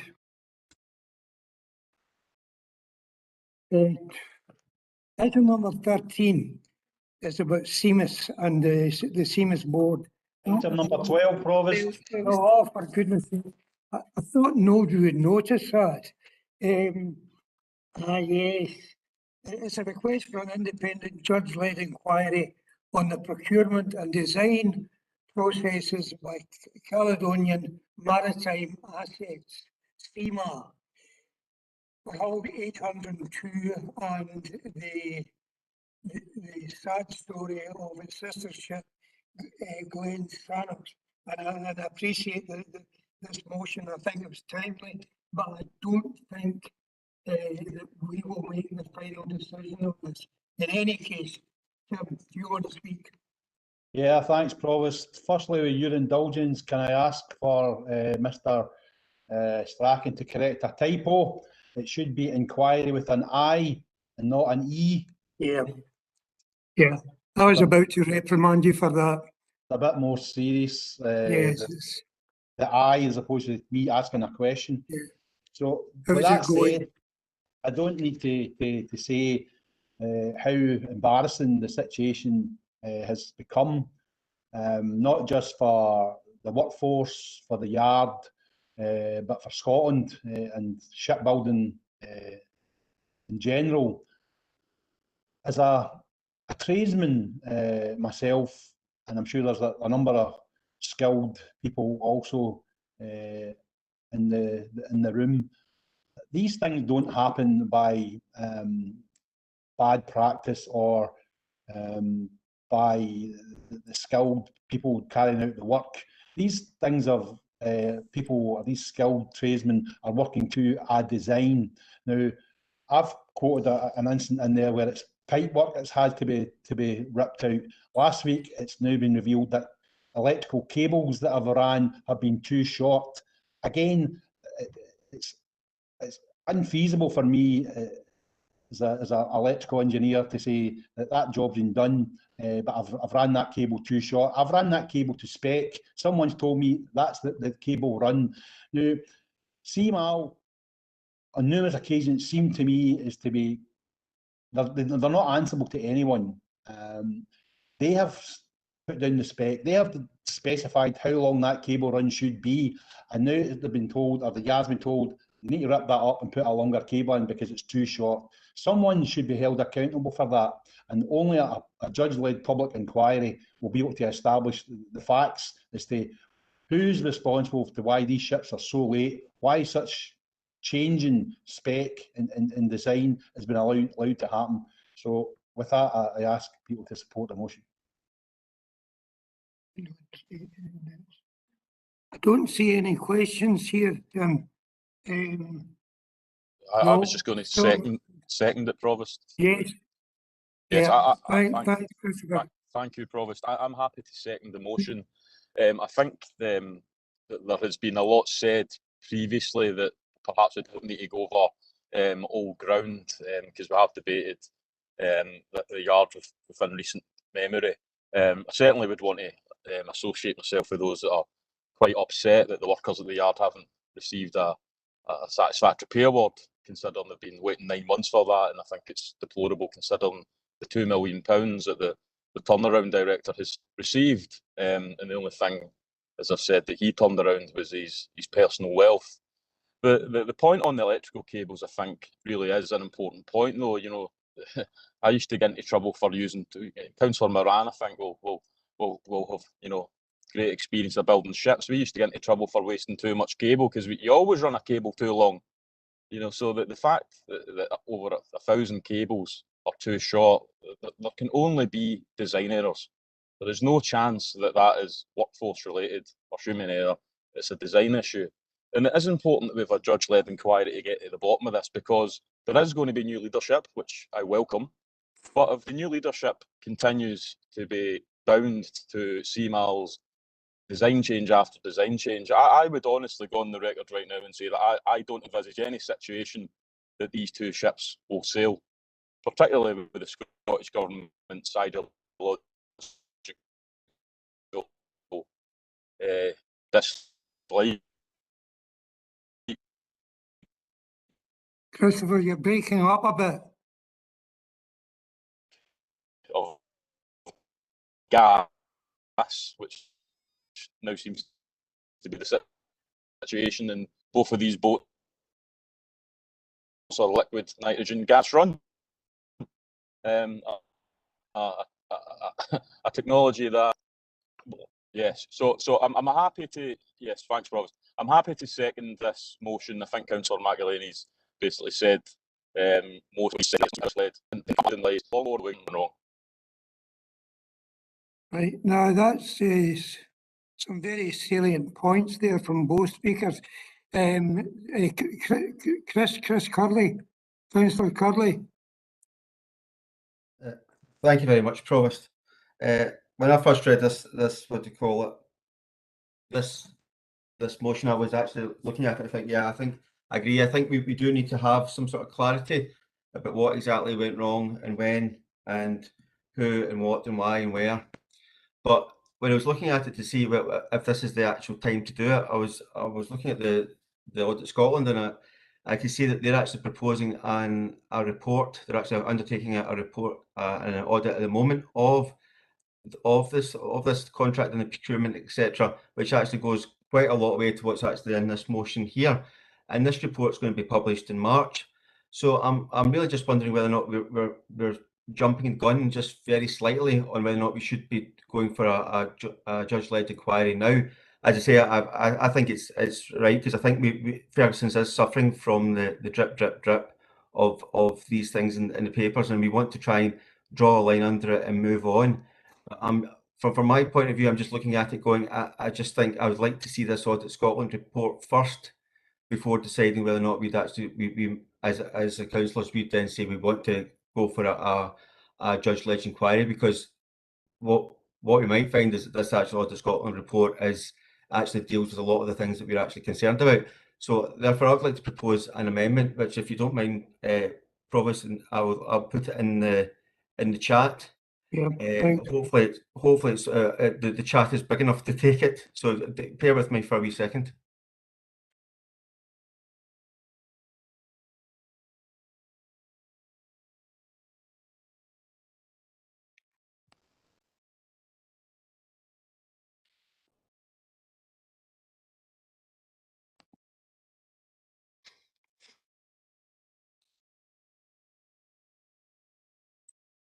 So basically, my amendment would be: this council acknowledges the skills and expertise of the Ferguson Marine workforce and are fully supportive of maintaining and growing shipbuilding, ship maintenance and repair on the Lower Clyde, but notes that continued discourse on this matter has the potential to affect the reputation of Ferguson Marine.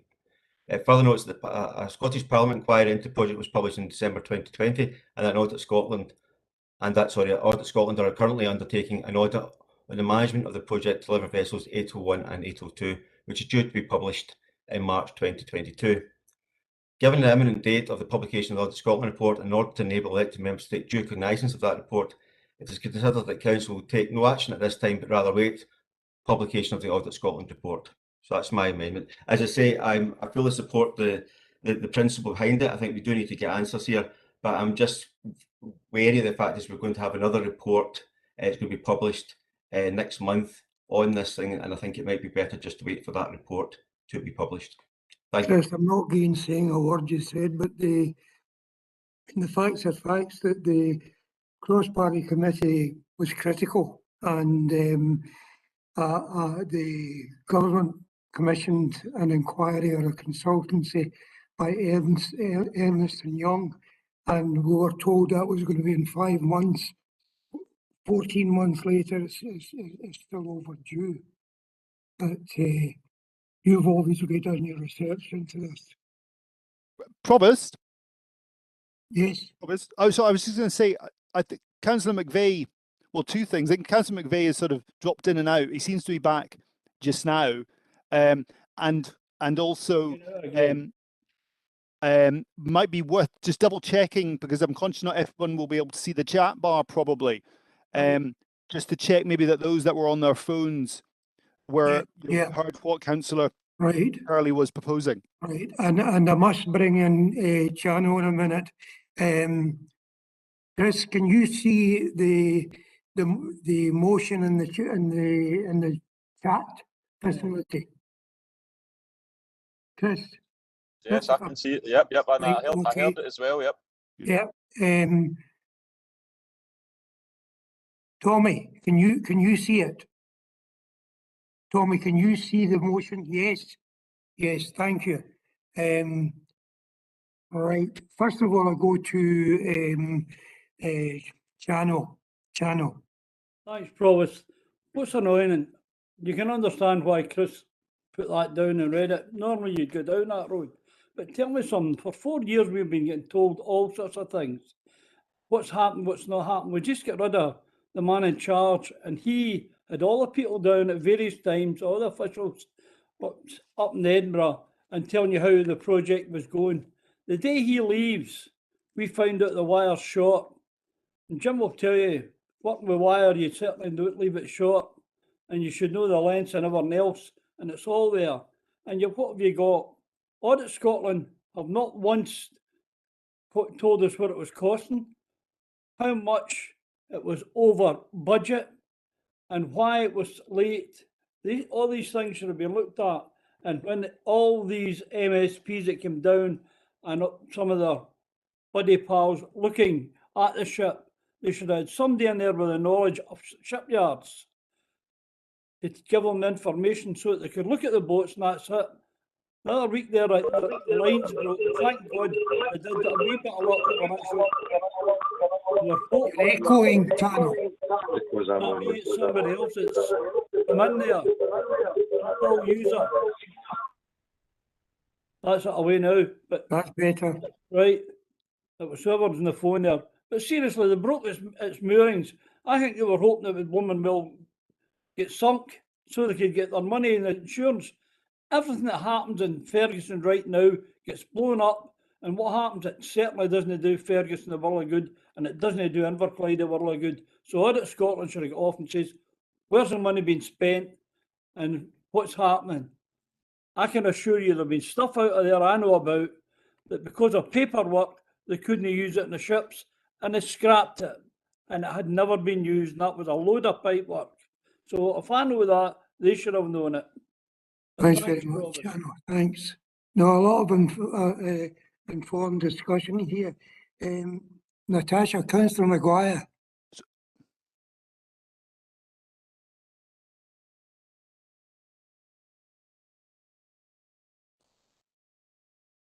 Natasha. Can you hear me? Hello? Faintly, yeah. Oh, sorry, Provost. That's better. For whatever reason, being very slow. You don't want me to scream, you hear me up Port Glasgow if that's the case. Thanks, Provost. I suppose the first question I've kind of got is, would this have been getting brought forward if the councils in question had remained part of the SNP? I'm not convinced it would have done. But that aside, I think it is important that there is an inquiry into what has happened, but I feel like the scope of it needs to be a bit wider than what it currently is, and it also needs to take into account the management of it since, because we've all heard reports of what's been happening with staff, what's been happening with the ships themselves. So I actually feel like there needs to be a wider inquiry into it from that, and I don't feel like this, whilst it's a beginning, I don't think it will fully cover everything that we need to know. So if Councillor Curley was to put forward his amendment, for example, I would suggest actually that the last bit of that amendment should be that at the next ordinary full council, because I'm very aware that we've got a budget meeting next week, at the next full ordinary council meeting after the audit report is published, assuming that it happens in March, that this should be on our agenda.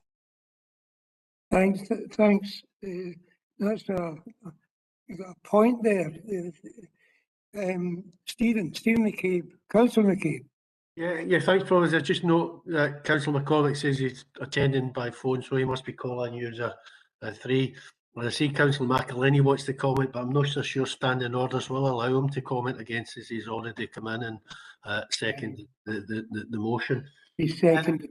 My group has decided not to take a group position in this particular matter because we were interested to hear the debate and the case put forward. We actually anticipated there probably would be an amendment in terms of this particular issue.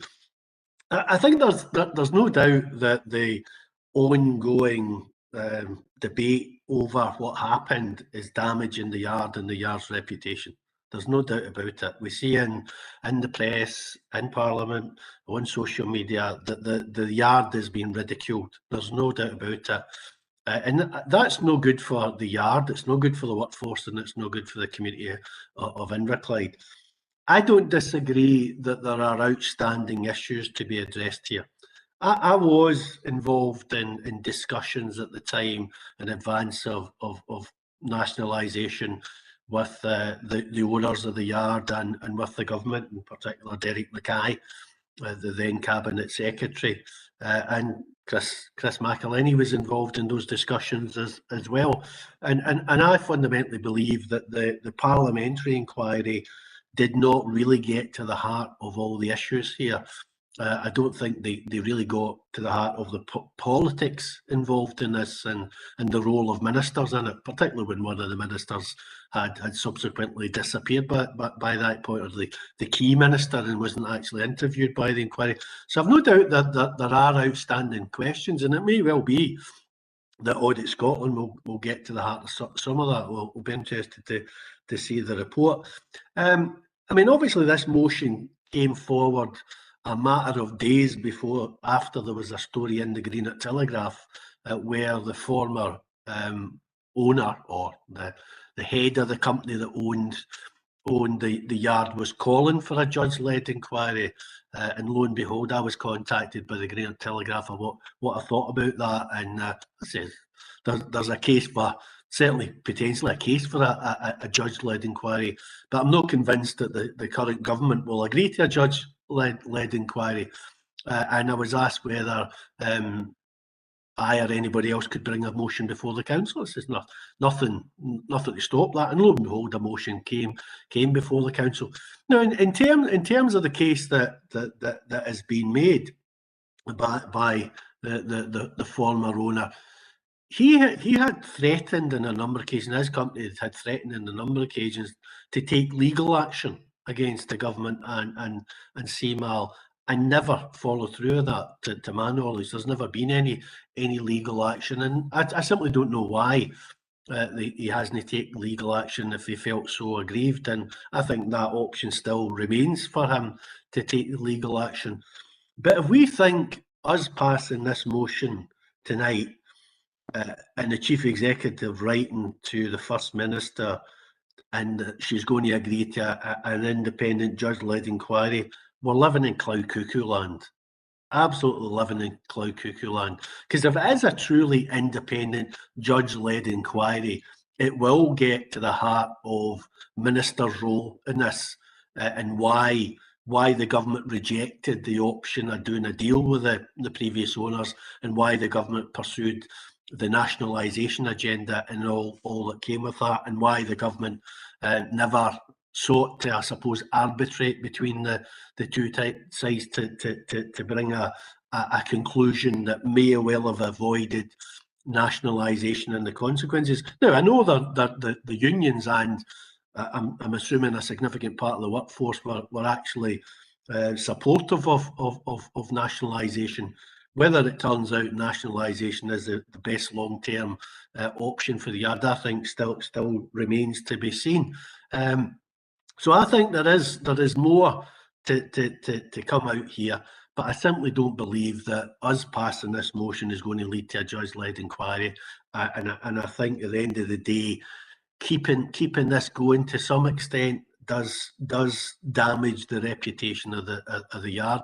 And I've not decided yet how I'm going to vote. I have to say, when we come to the vote, I'm happy to hear further arguments from the movers of the motion and the amendment. But I just think to me that us passing this motion tonight is not going to make a blind bit of difference.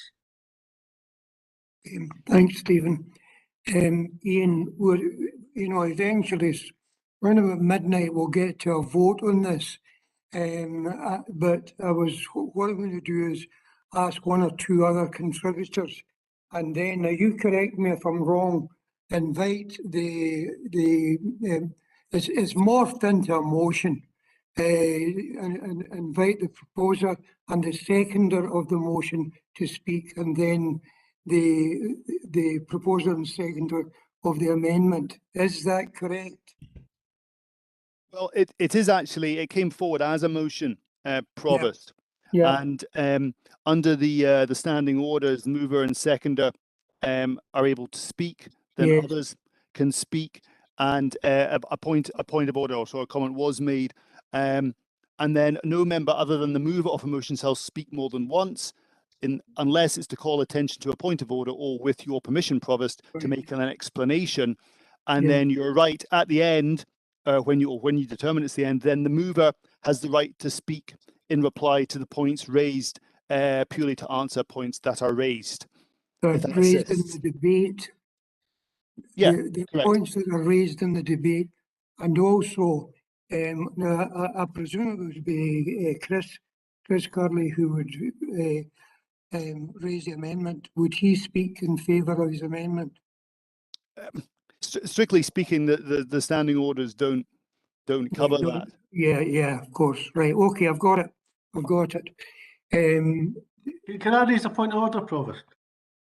Yes, Stephen. Right. As far as I'm aware, we had a mover and a seconder of the motion. Yeah. We've had a mover of an amendment who's spoken. Yeah. But we've not had a seconder of the amendment. I'm not aware of somebody's second amendment, and we've had others. The instant you spoke, Elizabeth waved her hand at me and anybody else. But so we've got. So I think we need a seconder for the motion, the amendment. Sorry. Any other contributions from people who haven't spoken, and then the mover of the amendment or the motion to sum up. Right. Okay. Thanks, Stephen. Who's next? Me. Elizabeth, this isn't yours. Elizabeth, where are you? You've gone to a different part of the screen. Am I back? Right. Yes. Thanks, Provost. Yep. So the reason I'd put my comment in was precisely that I would like to second Chris's amendment. Right. And we're actually quite happy with the suggestion that Natasha had brought forward, that Councillor Maguire had brought forward, in terms of essentially saying that if the Audit Scotland report doesn't provide us with all of the answers, it may provide more answers, but it probably won't provide all of the answers, then we do bring this back. We do want this to be concluded as quickly as we can, but we have to proceed in possession of all the facts that are available to us, and the Audit Scotland report is a piece in that jigsaw, for want of a better term. So that was the purpose of me coming in with a comment, was to second Chris and indicate that we're quite happy with Natasha's suggestion. Oh, thanks very much, Elizabeth. Councillor Curley. Yeah, thank you, Provost. Just to confirm that I, as the person who raised the amendment, I'm content with Councillor Maguire's amendment to my amendment suggestion. So basically, to bring it more time bound. So after the first full council meeting, after the Audit Scotland report is issued, that we can consider this matter. Right, thanks very much, Chris, for that. Clarifies it for me. Now, Ian, I'll call on your good offices once again to organise the vote. Now, that gives, as proposer of the motion, I think... Councillor McElhenney J wants to come back in. Yes, that's what I was about to say, Stephen. Jim, right, on you go. Thank you, Provost. There's a number of points there I wish to address. Directly, I'll take Councillor Maguire's point, where she refers to, she wondered if I had still been in part of the SNP, would I have brought this motion forward?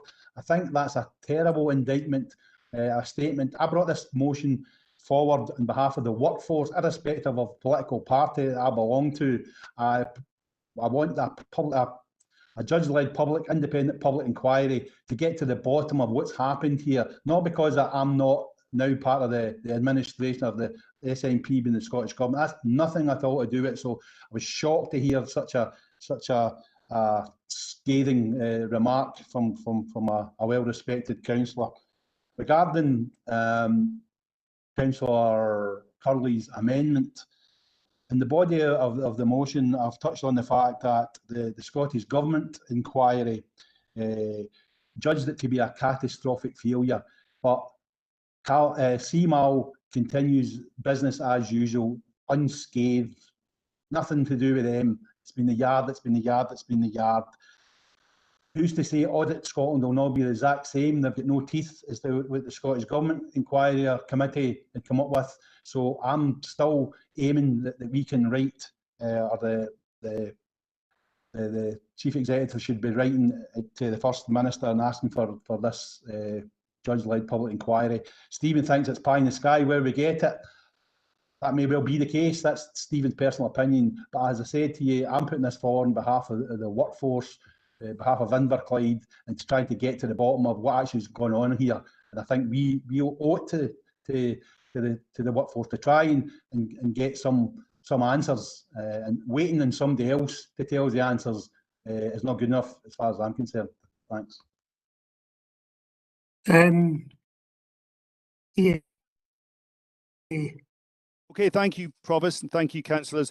Just to, so for purpose of clarity, and thank you for Councillor Curley putting that in the chat bar, which is very helpful. So we've got obviously the motion as put forward, and then Councillor Curley's amendment. I won't read it out, but just so we're clear about Councillor Curley's agreement to the additional text at the end coming from Councillor Maguire. So what I would insert there is that, so we would consider that the Audit Scotland report at the next scheduled full council meeting after the Audit Scotland report is published, with the possibility of considering this motion again further to the council's consideration of the Audit Scotland report, and that was seconded by Councillor Robertson. I'm not seeing any disagreement. So, councillors, it's a motion from Councillor J. McElhenney against the amendment by Councillor Curley. So I'll just go through the roll call vote, if that's okay. So motion or amendment, Councillor Alfeld. Motion. Provost Brennan. Motion. Councillor Brooks. Amendment. Councillor Clougherty. Amendment. Councillor Crowther. Amendment. Councillor Curley. Amendment. Councillor Dorian. He's left. Here. So apologies. Councillor Jackson. Motion. Councillor MacLeod. Amendment. Thank you. Councillor McCabe. Abstain. Councillor McCormick.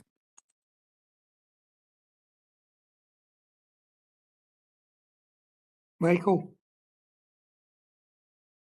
I thought he was on his phone. I'll come back to Councillor McCormick. Councillor Chris McElhenney. Motion. Councillor J. McElhenney. Motion. Councillor Maguire. Councillor Mackenzie. Motion. Councillor McVeigh. Motion. Councillor Moran. Abstain. Councillor Nelson. Away. Don't think he's here. He's left. Sorry, thank you. Councillor Quinn. Motion. Councillor Rebecki. Motion. Motion, Councillor Rebecki, thank you. Councillor Robertson. Amendment.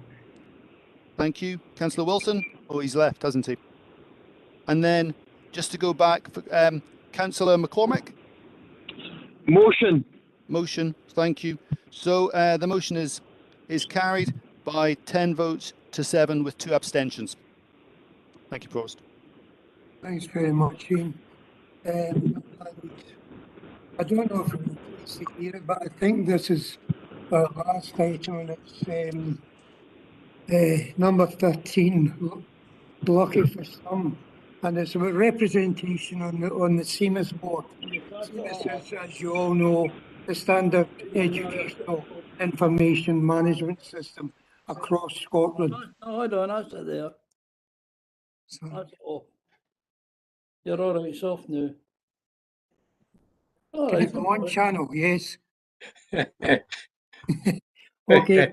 It's a management information system. It's used in education across Scotland. The managing council for the West area is run by Glasgow. They're about to demat office.